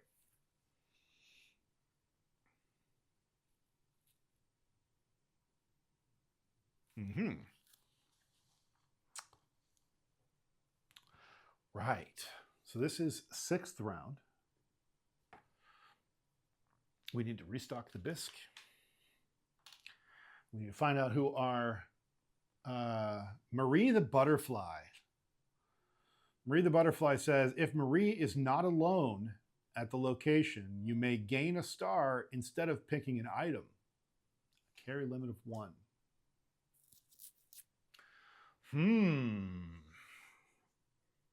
At this stage, I might do that.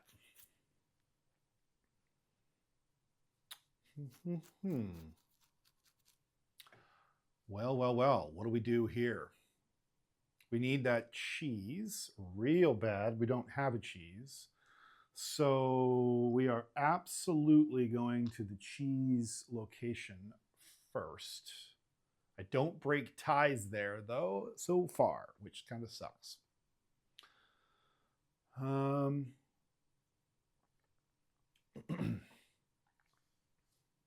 What do I want to do? I want that wine. I might take the mole over there. Take Hans. I get to take, yeah, why not? It doesn't make any difference. I'll take the mole over there. Don't need soup anymore, so I'm not going to do that.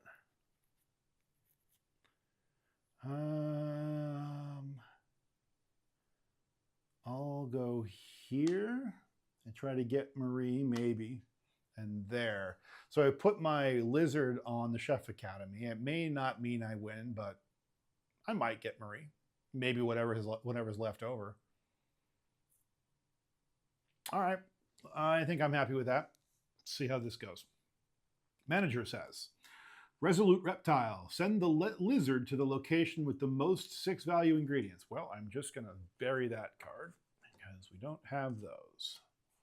Focused goals. Mouse, send to the Chef Academy. Of course you are. Of course you are. So you're going to steal the butterfly out from underneath me, most likely. Lizard, send to the Midnight Merchant. That sucks for me because you're going to get there before me now. And the Boar, send to the Soup Kitchen. Well, that's interesting. So I get first and only dibs at the Garden Top Shop and the Desert Vendor. Wow. Okay. All right. Sure. That's a weird way to resolve this, but that's fine. Okay, so the Boar gets nothing. He knocks the bisque off because he doesn't get soup, but he does keep it away from me. Fine, but he doesn't get anything else. There's nothing else at the soup truck. And he doesn't take soup. So I get first dibs, so I'm taking the cheese, which I desperately need. These two go down to the Chef Academy. The Mole has first dibs. He gets two things. He's taking the wine, but what else does he want? If we spice the cheese, it's worth 10.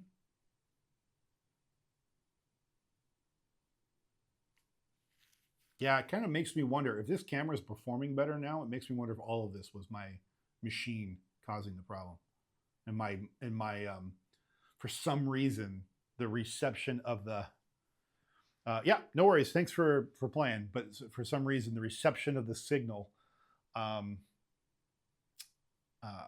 being weird is what maybe made the camera misbehave. Very strange. I don't know. I'll have to look at that later. Anyway, okay, I get one other ingredient at the Desert Vendor. Do I want to spice the cheese or do I want more carrots? Well, at my carrots, I have a 2 and a 5 already. That is a 4 carrot. I have to be worrying a little bit about what I give him. His carrots are 2 and 5.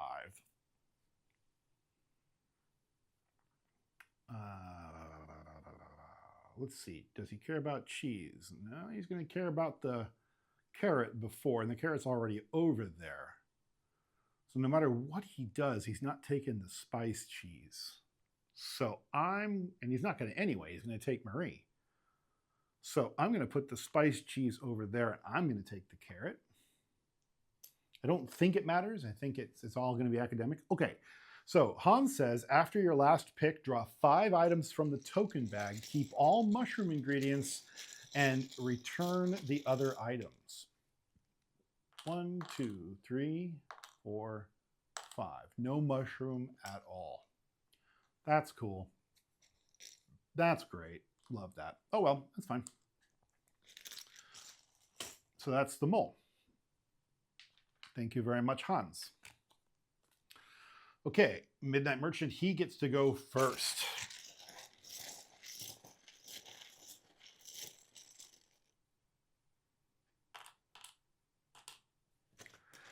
Okay, he doesn't have this rumor token, so he's going to take that and earn 1 star.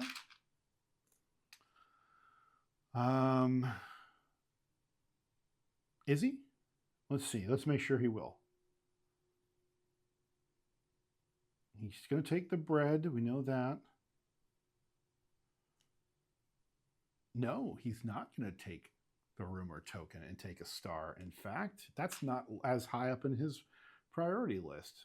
So he's taking he's going to leave the question mark and take the 2 ingredients. Which leaves me with a question mark I can't take. So I'm going to take soup, which I don't need, but wait, that was a 2. I just messed up there. Hold on.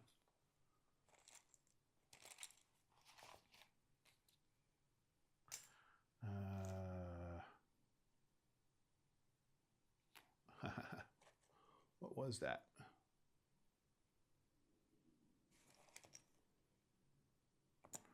Sure. It wasn't this, though. I don't know. I think, oh, that was that was this. Okay, sorry. I put tokens back that I shouldn't have put back in the bag. So I had to give him his tokens that he took, which I have done. Okay, all right, apologies for that. So I'm not going to take the rumor token. That just gets removed from the bag. And I instead can just take soup. So I'm going to take 3 soup. I don't need them, but there is a check for how many soup you have, and I would get extra points for that, ostensibly, at the end of the game. So unfortunately, all I did was take soup, but that's fine. Right, so he gets his first pick, and he's picking Marie. So he's going to take the zoo chef away from me. Marie is a little tiny butterfly. This one right here, little tiny butterfly. Okay, so you get Marie. And that's all you took because you have your mouse over there. So that leaves me with some spice choices. Well, we know we want a spice meat, but we already have a spice meat, don't we? Or we don't. Oh, yeah, we're taking that.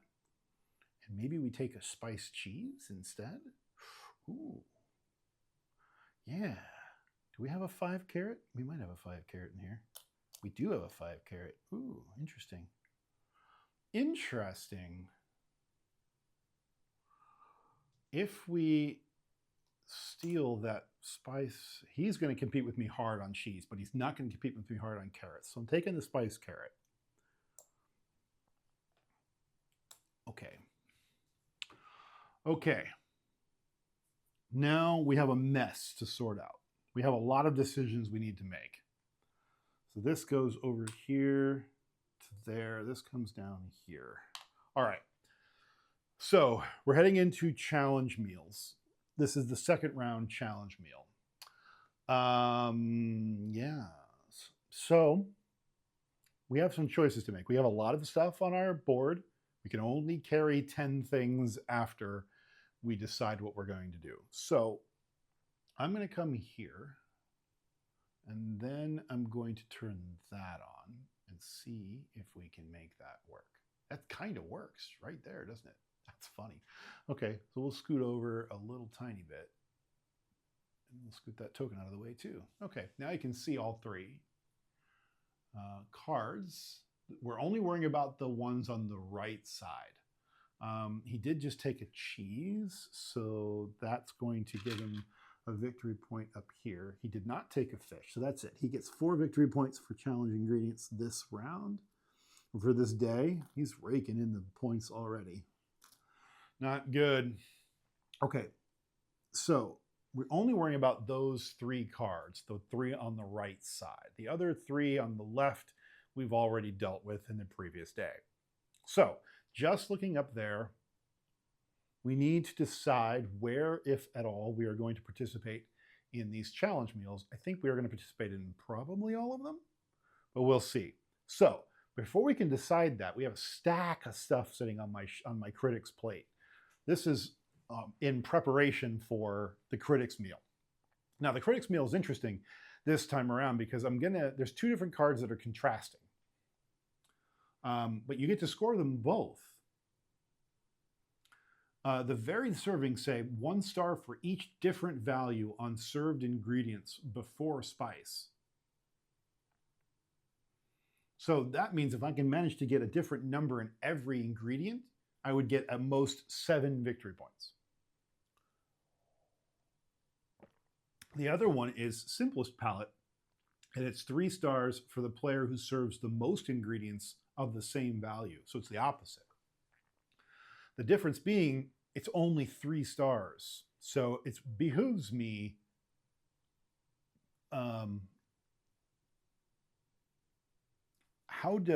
it behooves me to try to deal with the varied ingredients more. How does he deal with rumors? McDogald's gain stars as follows for the 3 rumors, whether or not they pick the matching rumor token.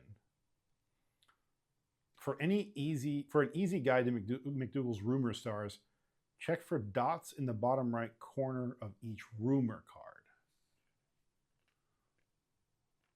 Dots in the bottom right corner? What you talking about, Willis? Let me go see what you mean. I'm going to pull one of these for a moment. Oh, dots? Oh. Oh, that's interesting. Each dot is a star. Oh, wow. That's fascinating. Okay. So it's hard to show. I'll show it to you later, but he would earn 2 stars for the leftmost roomer, 2 stars for the middle roomer, and 1 star for the rightmost roomer. Yeah, okay. So that's that. Like full stop, he just gets 5 victory points. And I have to do better than 5 victory points to offset that. However I choose to do that. Okay. That's pretty cool. Respect. Respect for that design choice. That's really cool. Okay, so with that in mind, I need to decide where I want to spend my points or my stuff. So I'm going to quickly just stagger my items and decide so I can see which points values stuff we have. Of course, I can't do that very easily, but now we are going to play one more round of this. So I'm mostly just doing kind of pre-planning before I head in to decide what I want to do. Plus, I also need to spend these ingredients for the challenges. So I kind of have to do this now, but okay, 3, 4, 5. We do have some spice. We do have some spice there. So this is 2, 3, 5. This is 2, 3, 5, or 3, 3, 5, 3, 3, 2 rather. 3, 5, 4. Okay. All right. So I can't really do, because I don't have the 6s and 7s in the bag because the game neglected to instruct us to add them. I'll be submitting that as a requirement for them to revise the rulebook later. But with that in mind, I can't do 6s and 7s. So the best I can do is a 2, 3, 4, 5, which would be 4 points. The downside is when he scores the best of each course, he will also earn stars. So what's worse, him earning stars for best courses or me earning stars for varied ingredients? He's only going to score 2 points for the varied ingredients, no matter what. So as long as I do 3, I will do more than him. And I will earn 3 points plus 1, which is 4 points. That's, I think, probably the better route. So maybe we do something like a 3-course in bread for the critic. We'll do a 5-course in fish because we can do the sommelier matching there. We'll do our only 5-course in cheese because we don't have a choice. We could do a 4-course in carrots because that doesn't matter at all, and we do have a spice. And it's before spices. So I could spice the 4. Okay. I can't really use carrots. I don't have anything that uses carrots in the challenge right now, but that's all right. So we're gonna keep the spiced fish though. Yeah, we would. I think we might use the spice somewhere else, but it would be nice if it's pairings. He's got a 3 fish, so no matter what happens, I'm going to be better than that. Highest valued wine and fish. Highest value wine and meat.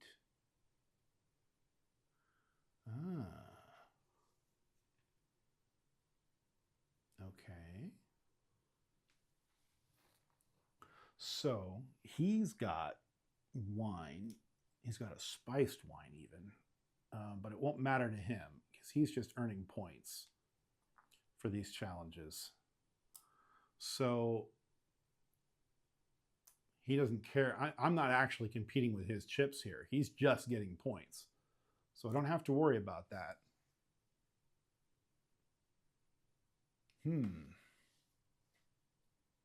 So essentially, as long as I have a pairing, it won't matter. Interesting. So I need to keep 2. Since I'm not competing, I might as well use the 5 wine in the challenge meal. And so that'll come over here. It is considered spice, though. So I might just not compete in the wine. I'm not going to compete with the wine. I'm going to keep all my wine and use it either as spices or as wine pairings or both.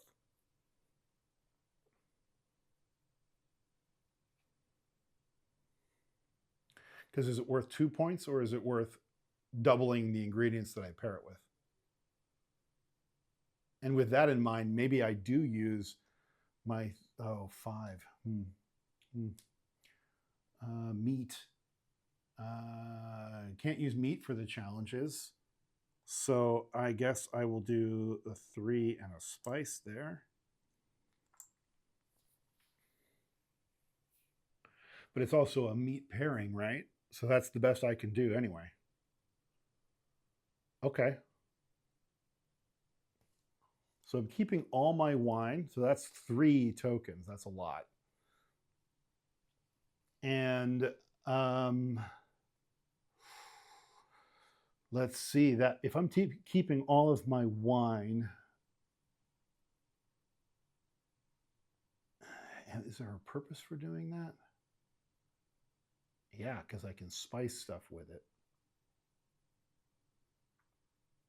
So 1, 2, 3, 4, 5, 6, 7, 8, 9. 1, 2, 3, 4, 5, 6, 7, 8, 9. I can keep one of my spices.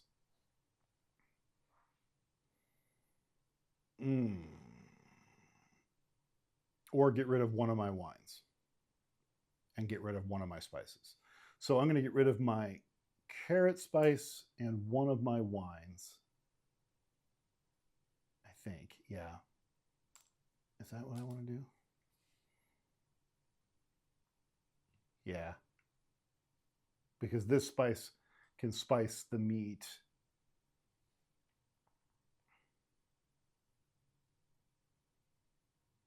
Yeah, I think that's what I want to do.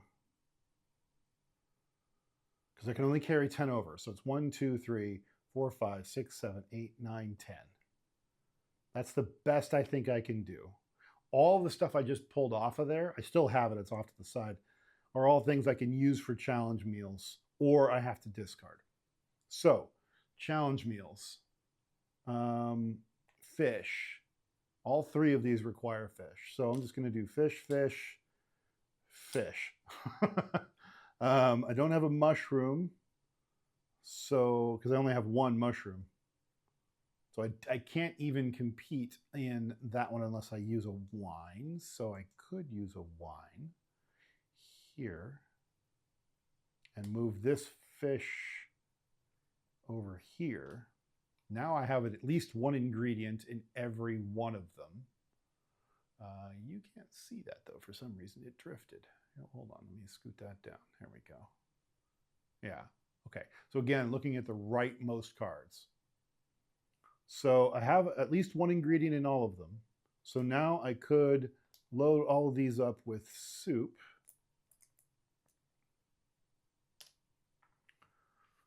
And load that up with soup.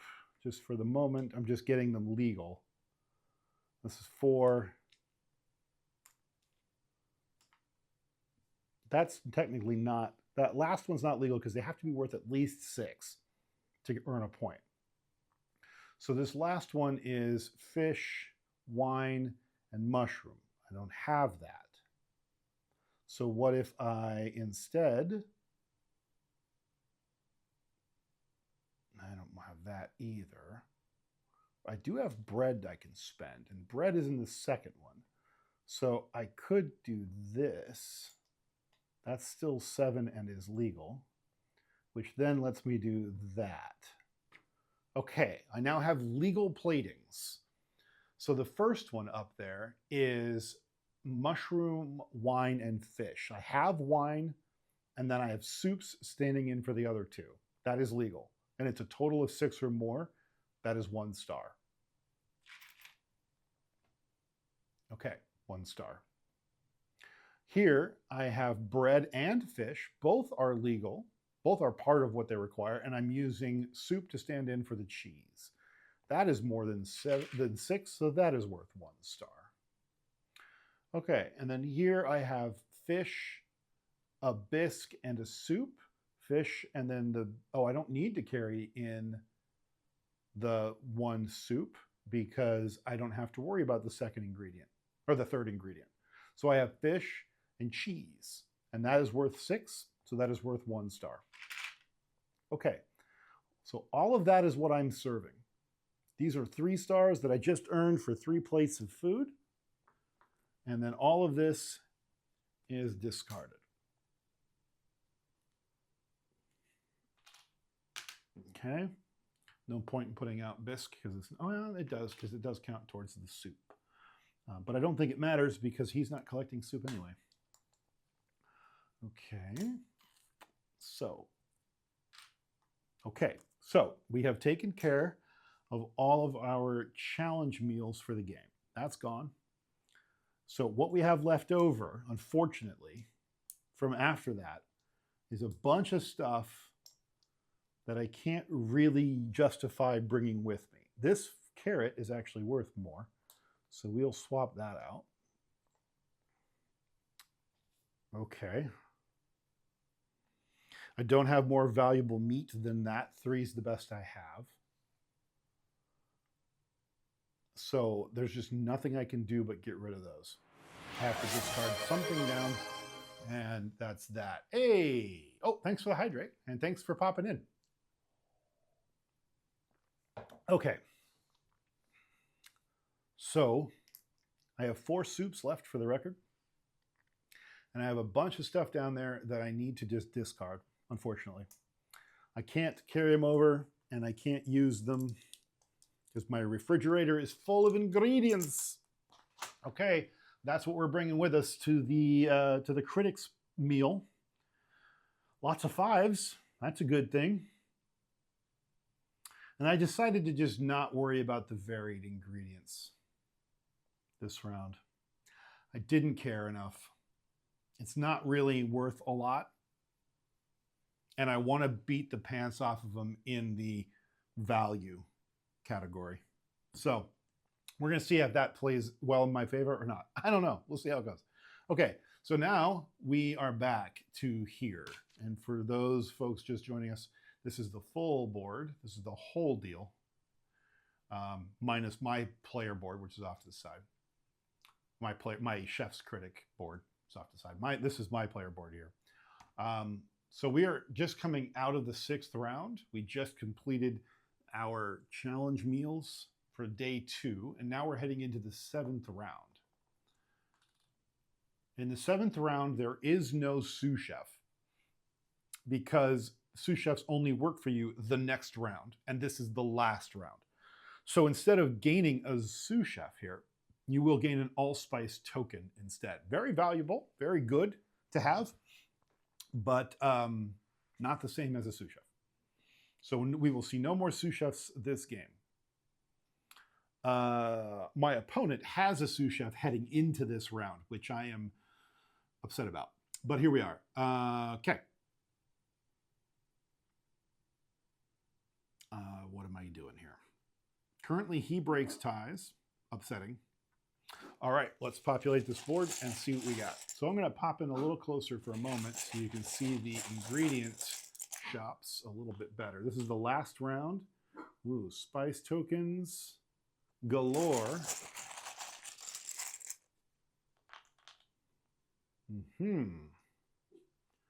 Mushrooms, meats, and rumors. We don't need rumors. Those are gone. Oh, no, he can technically collect them, but he's not going to. But it does technically live here, so fine.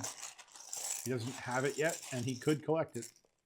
So All right, we're not filling that in yet. Okay, we're not doing the sous chef. Just talked about that. So let's resolve where he's going to go. Oh no, I pick where I'm going to go first. Ooh. I don't need any of this. Part of me is like, come here for the allspice token, come here for a decent pick at the Midnight Merchant. Soup doesn't help me. He's already got a fair amount of stuff. Maybe I'll try to steal that. Okay, what happens in the 7th round, though?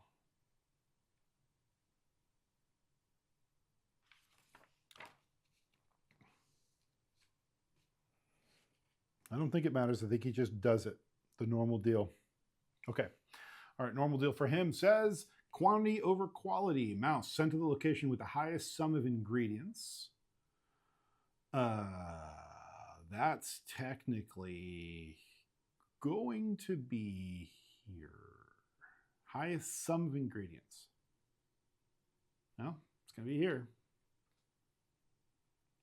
Second highest sum of ingredients. Well, that's going to be here. Okay. Third highest sum of ingredients. Well, starting from the soup truck, it's going to be the soup truck. He's not going to take soup. So I guess he's going to come here because he knows there's going to be ingredients there. So that's how that's going to go. Okay. So with that in mind, he is going to choose first over here at the Garden Top Shop. And what does he want? In the 3rd day, he wants stuff for his critic meal.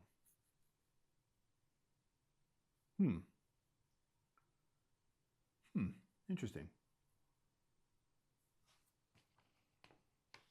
Critics. We are doing St. Bernard? No? Okay. Interesting.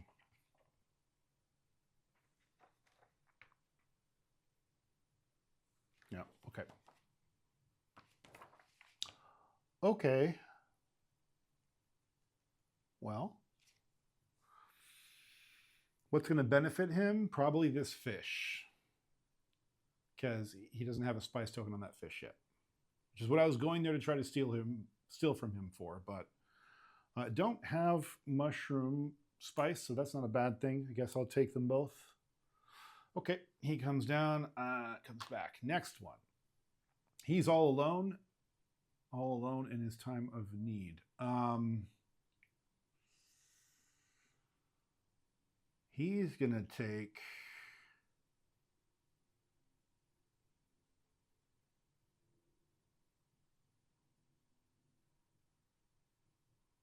He's going to take this meat spice. He doesn't need it, but that's what he's taking. Where is his meat anyway? His meats are where? Here. Okay, maybe he does need it. I don't know. So that means these two are headed down here. Won't matter. Okay, that comes back. This is everybody's gamble here. Yes, unfortunately, NetGod is no longer here. He had to depart. So you guys are on a shift, it seems. Okay. All righty. Right. So I get to go first. That's handy. Wine. That carrot doesn't do me any good, I don't think. I think I'm just going to take the fish. I don't know that that matters. We're definitely taking the wine. What does he want? He's going to take highest value. And what's his fish? A 3 already. His carrot is much higher. It's the same. So I'm gonna take the fish away from him. I don't know if that was the right move, but that's what I'm doing. Okay. Okay. All right. All right. That leaves him with a carrot, which is all he's going to get. Okay. And he comes back. I come back. I am alone, so I'm going to take the allspice token like I thought I was going to, and these two will slide down here to the soup truck. Not that it matters because this is the last round. Okay, now comes the hard part. Let's find out what scoring looks like for him. We are done with the 7th round, and now we move into preparing for the critic meal and then scoring. He prepares for the critic meal by basically looking through every category of ingredient he has and choosing the highest value, along with the matching spice if available. He does have an allspice, which he applies to the highest value unspiced ingredient. Okay. All right, so I'm going to push in a little bit on his stack for the moment. We're going to take this, I'm going to move his worker cards out of the way because I need the space now. He doesn't need these anymore. We are done with that phase of the game.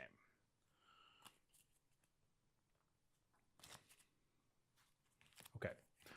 All right, those go over there. Now, bread.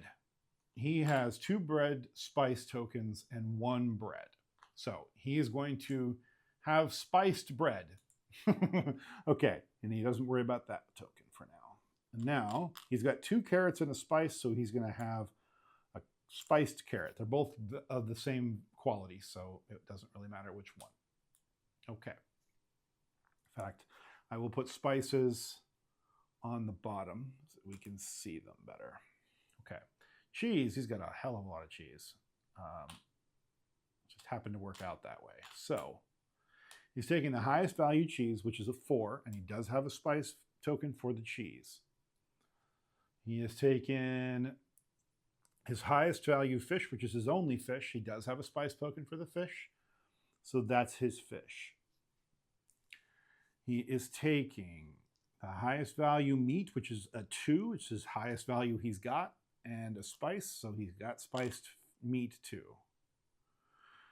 Lots of mushrooms. He does have the highest value, which is a 5 mushroom, and he does spice that as well. He doesn't actually need his allspice tokens because everything he's got at least 1 spice for.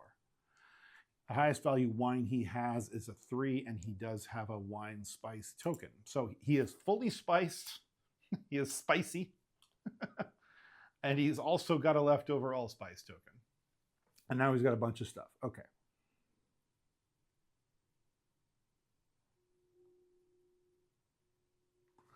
Okay, so he has prepared his chef's meal. I have prepared my chef's meal, but let's zoom out, and then I will turn on my player board so we can see what we got. So my chef's meal, I now have a spice for, let's see, how do we prepare for our chef's meal? I have it here, but I just want to make sure I'm not. Critic meal, prepare the meal. Critic meal, yeah. I have to have, it's 1 thing plus spice, just like the other guy. Okay, single ingredient. Okay, all right, that's what I figured. So we do have our meat spice, so that is a 3. We do have a fish spice, don't we? Do we not? Well, oh yeah, I do. It's right here. We have a 5 fish. I think we're doing better than him in most of these categories, except he's got everything spiced and not me, but that's right. We do have a mushroom spice now, so we'll do that. Wine, we will do a spice on top, an actual allspice token on top of a 5 wine. We'll use these other 2 as spice because the St. Bernard says that wine ingredients may be used as allspice. That's good. Okay, so now, what's he got? He's going to beat me in cheese unless I spice it, so I will spice it using that wine. Is he going to beat me there? 2 times 4, I still haven't beat in carrot. And then bread, 2 times 2 is 4, I still haven't beat there. So I don't technically have to, but I'm going to because I might as well. Yeah, okay. Okay, so now we've got our general meal set. Let's look at our scoring conditions for this critic and see about maximizing that, if anything. One thing I decided to just not go for is varied setup because it just doesn't benefit me much. So it's different values served on different ingredients. So 5 and 3, so just 2.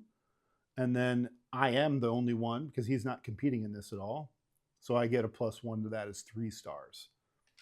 So I'm scoring rumors early, but I'm just gonna do it because we're sitting here staring at it. That's 3 stars. Sommelier, 2 if you have the highest value wine and fish pairing before spice. So wine and fish, 5 and 5. Compared to his is 3 and 3. So I have the highest. And meat is 3 and 5. His is 2 and 3. So mine also beat there. So this is worth 4 stars. He's going to gain 2, but we'll do that in a moment. Okay, and now this last one over there says 3 stars for the player who serves the most ingredients of the same value. That is absolutely me. He's got 2s, 3s, 4s, and 5s, and I have almost entirely 5s. So that is 3. Okay, so I did well here. He doesn't not score these, but we'll get to that in order. So we've prepared the meal. Now, so I will turn that off for the moment. We've prepared our meal. Can I zoom in here? Is this all the way? Yeah, okay, so I'll scooch up here for now. This is the scoring progress here. Yeah, okay, so we've prepared the meal. Do we score the meal right now? I think we score the meal.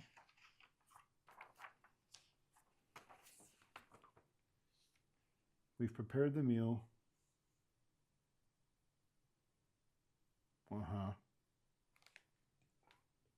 Right. Score rumors, final scoring. Oh, okay. No, we do that in final scoring. Okay. Most soup.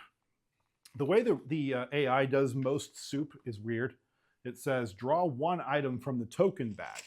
The value of this item, 0 if spice, allspice, or a rumor, is considered to be the value of soup McDogald has. 4. 4 is what I have too. Compare that value with your soup to determine the winner of the most soup. Since it's friendly ties, we both get a star. So it's a break. Okay. So that was most soup. All 7 courses. McDogald also scores a star if it served all 7 courses. It did, so it gets a star, as do I, because I served all 7 courses. That's why I have everything listed there. I mean, we both have every category of ingredient on our critic board populated, so that is what they mean. Best of each course. Award stars to McDogald's if it has the highest quality course. Ties are friendly as usual. Okay, this is where, did I do better than him or not? The answer is yes. I did better than him in every single course because I have a 5 in every single course, except for 3, which is compared to his 2. So I still beat him. I just didn't get a 5 there. But I still beat him because his is spiced, mine is spiced. He has a 2 and I have a 3 in meat. So I beat him everywhere. And then when I get to 5, he has a 5 in mushroom and so do I, so we push. So essentially I get all 7 points and he gets 1 because his highest is mushroom and that was a tie. So he gets 1 there. So I got 6 points on him there. That's really great. Scoring rumors. That's where so I'm going to come back to my hand for a moment. So that's where we look at this is the interesting part. The art on the bottoms of the card, these little people down here, these little dots, that's the number of stars he earns no matter what. I don't have to do anything or look at what he's collected or anything. He just gets 2 points for this card. He gets 2 points for this card and 1 point for this card because there's 1 dot. So he gets 5 points. So I had to score better than him, and I did. I got 7, 10 points to his 5. So I doubled him up on that. Don't drop it. I managed to not drop it. Cool. Okay, so I doubled him on rumors. I feel good about that. I still think he's probably going to win, but I feel good about that. We'll see. We'll see. He might not. Okay, rumors done. Final scoring. Calculate the quality of the critic's meal. McDogald does not apply any critic rules to the final scoring. However, any fanatic rumors in play, which we don't have any, are applied to the relevant courses. Okay, so to calculate this, you're gonna do the same thing we always do in the regular base game. We're gonna flip over a player board, and we're going to come down here. Yeah, okay. So now we have a final scoring. This is the back of my player board. And I'm going to follow final scoring's regular deal because I don't think I did it right the first time I played this game. Each player flips their kitchen board over to the scoring side. Use your mouse chef as a marker. Okay, mouse chef. We'll do him over here too. Count up the quality of each course, starting with the leftmost ingredient and continuing right. Remember to include the effects of spice, any critics, fanatic rumors. If your mouse passes 70, take the number. Okay, so that's odd. Oh, take the number of stars corresponding to your final row position on the scoring track. Oh, I understand. Okay, so it's not a one-to-one point thing. Okay, let's do mine first since it's on the board. I'll come down, I'll scoot it down a little bit here. Okay, so 5 times 5, because that's standing in as spice, so that's actually a spice. So 5 times 2 is 10, so I'm at 10 points. We'll knock those off. And did I not spice this? I might not have spiced this. No, I did beat him though. I still beat him, so that was good. So I only got 5 points for carrots, fine. 15. 10 points for cheese, so 25. 10 points for fish. So that's 35. This is 6 points because it's doubled. So that's 41. 10 points for mushrooms, 51. Okay.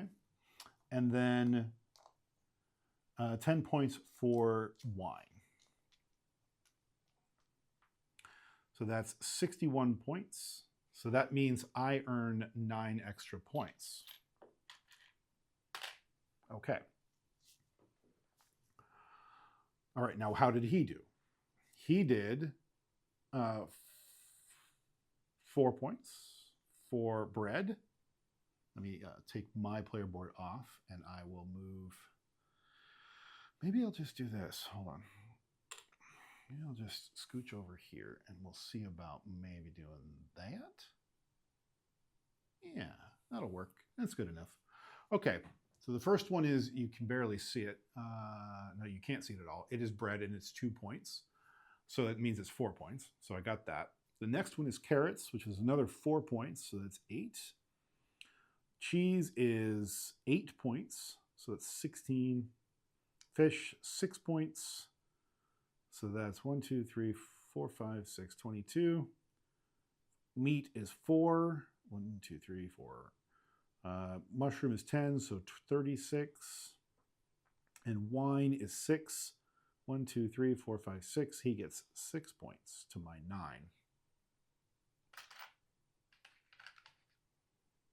Okay. Now, is that it? Is that all we do? That's it. We count up the stars and see who won. All right, so I'm going to pull his stars out. I don't know. I might have won. We'll see. Maybe.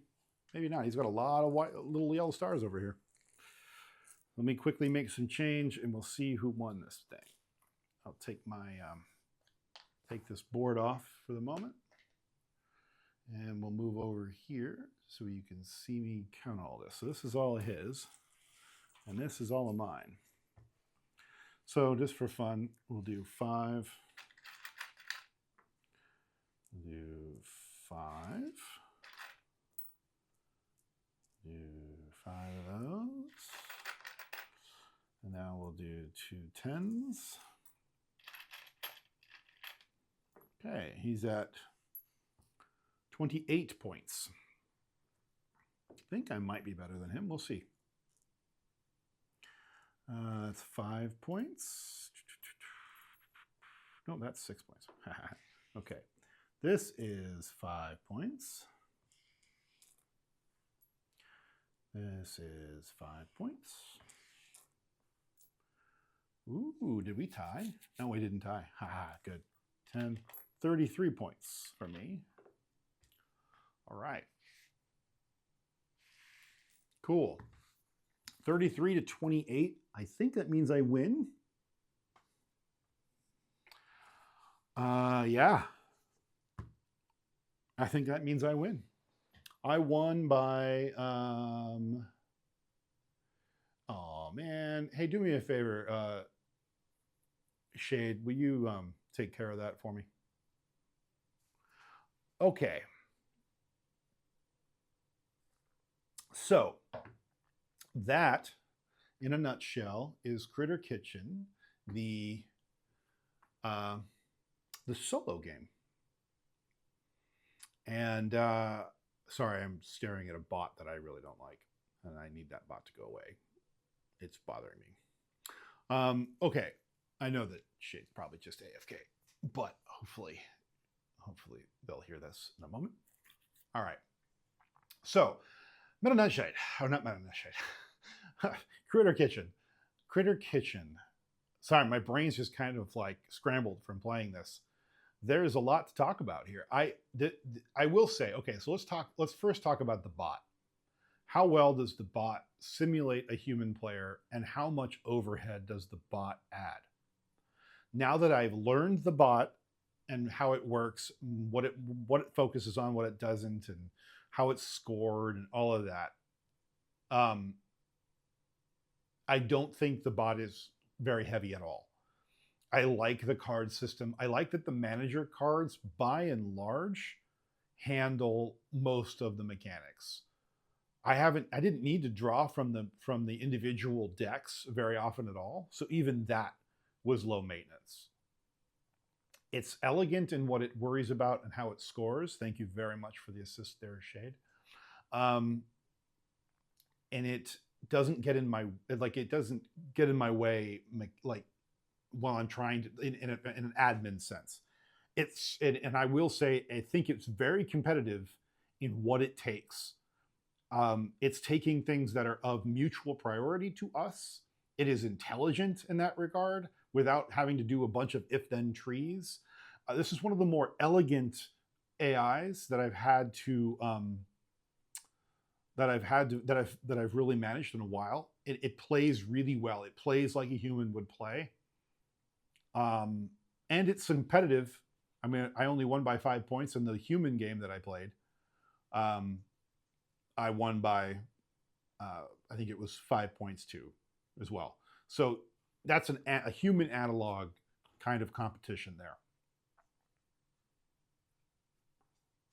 Honestly, I can't really say much more about it. I think the really impressive thing to me is it really does feel like I'm playing against a human player, and all I had to do was consult one card and turn mostly one deck of cards. There was a few other cards I had to pull here and there, but mostly it was really one other deck of cards. And the game, he's breaking ties with me. He's shifting around on the price. Like, no part of this game does the bot not participate in, except maybe a couple of the scoring things. But like, I'd say the rumors are probably the only part where the bot is kind of just not there. And it made trying to gauge how to score them sometimes a little tricky because there's nothing to compare against. So that's probably my one kind of neutral feedback. It's not even all that much of a negative, frankly. I just look at mine and I give myself the maximum points if there's a comparison, right? I basically just say I qualify for it because I'm not comparing anything to him because there's nothing to compare. He's not setting up his board for them. He ignores them. He doesn't process them at all. He just takes the raw points. So because of that, because he is getting points, my job is to make sure that I qualify for them and then I score them as if I did all of them. So, you know, it was fine. It just feels a little clunky compared to the rest. But that's my only real criticism, if you even want to call it that. In terms of the game, I will say that there's so much to this game that isn't even here. There's an entire game mode called a la carte game, that's an a la carte game mode that has its entire giant tray of tokens and tiles and cards that you're not even seeing here. There's like food carts at these locations. There's a bunch of stuff that I'm eager to try out and see how it impacts the game or changes the game. There are locations that you can go to that aren't even here because I'm playing a 2-player game. In a 3 or 4 or 5 player, I guess it can go up to 7 players, I think. You see more locations. The value of the ingredients actually can get higher than what you're seeing here because there's more tokens that get added to the bag at higher player counts. So the game scales very well. It's still very interesting in a 2-player game. Most games like this, especially worker placement games, tend to feel very binary. It's either this or that, or I take this or you take that. There's enough going on in the game that even at a 2-player game, I don't feel this kind of like, well, me not taking this means you're definitely going to get this. That is maybe not the case. You may be prioritizing differently. You may be looking at different things. You may already have the things you need in that category, and I don't. So I don't feel that way. The 2-player game is really good, which is shocking for this kind of game. There's some tense decisions all along because you're doing refrigeration kind of like hand management. Like you can only take so much with you at the end of every interim scoring. So like there's a lot to consider, but it's not heavy. It's still like a 2.5 on BGG, and I think that's right. I can't say much more about it. The critics, the deck of critics is huge. You're going to play a totally different game based on the conditions of that critic. You're going to play a totally different game based on which rumors come out. And that deck is pretty big too. You're going to play a different game based on the powers of each sous chef that come out. And that deck is big. I mean, it's right there, right? That's all sous chefs. Look, it's great. It's great. It deserves all the accolades that it's getting. It deserves the rating that it has. It's absurdly tricked out in the deluxe edition. It's worth the money, though, I will say. If you are a fan of Flamecraft, which is another game that is probably more popular and more famous than this is newer, but it's the same artist, Sandar Tang. It is the same publisher, Cardboard Alchemy. This pairs so well with a game like Flamecraft. I can't, go get it. If this is the kind of game you like, if you like order fulfillment, worker placement, contract management, if you like bag pulling ingredients, this is a nice bag, by the way.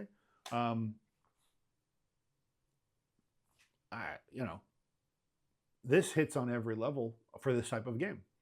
I think kids will enjoy this. I think kids of a certain age that are old enough to manage these mechanics will really enjoy this. I think older adults would really enjoy this. I think it's calm. It's a kind of a chill vibe game. It doesn't outsay its welcome. The solo game does go on a little bit long than I would have expected, but I still don't think it outstays its welcome. In the multiplayer game, it certainly doesn't. I really kind of both felt like we wanted one extra round even, which was a nice feeling. I'm looking forward to more challenge card decks. I'm looking forward to more. And I'm also I might try the a la carte module before long and see how that feels. But that's it. I have no other notes. I am thrilled to have been able to feature Critter Kitchen. I hope you enjoyed the playthrough. I feel like this stream has gotten a lot better. The performance issues we were having the last couple streams seem to have been ironed out by these changes I made. So I'll watch the video back and you can check this out on YouTube. But I feel like maybe we're on our way out of those problems and we can move on to other problems. But yeah, this has been Critter Kitchen. Really thank you for joining me on this. And yeah, I think that's it for me this week. So yeah, tune in next week for something different. It probably won't be a cutesy game, but it might be just as tricked out. It might still be a shiny and new game. I've got a few of them rolled through the doors here now, so got a bit of a backlog. But it won't be a family art kind of game. I think Critter Kitchen scratched that itch for a little while. This is handled it. So, but yeah, tune in next week for something completely different. And thanks again for joining me a little earlier today. By the way, this was 11 o'clock start, kind of unannounced, but I had some stuff going on later in the afternoon I need to get to, so I decided to shift it back. And for the fall time, I might start doing that a little bit more. Plus, I think as it starts to get darker a little sooner around here later in the year, starting a little earlier for me, it might be a little bit nicer. So that's the current plan. We're going to see about that. You might still see me at 1 o'clock periodically, but for the fall, you might start seeing more of these 11 o'clock streams. It also depends on how well I'm prepared for the game. If I need more time, or if it's a bigger thing, you might see a 1 o'clock start for me because it might take more time to set it all up. So yeah, just be on the lookout. It won't be any earlier than 11, and it won't be any later than 1 o'clock start. So that much I can tell you, no matter what. So thanks again for joining me, and tune in next week. See you later.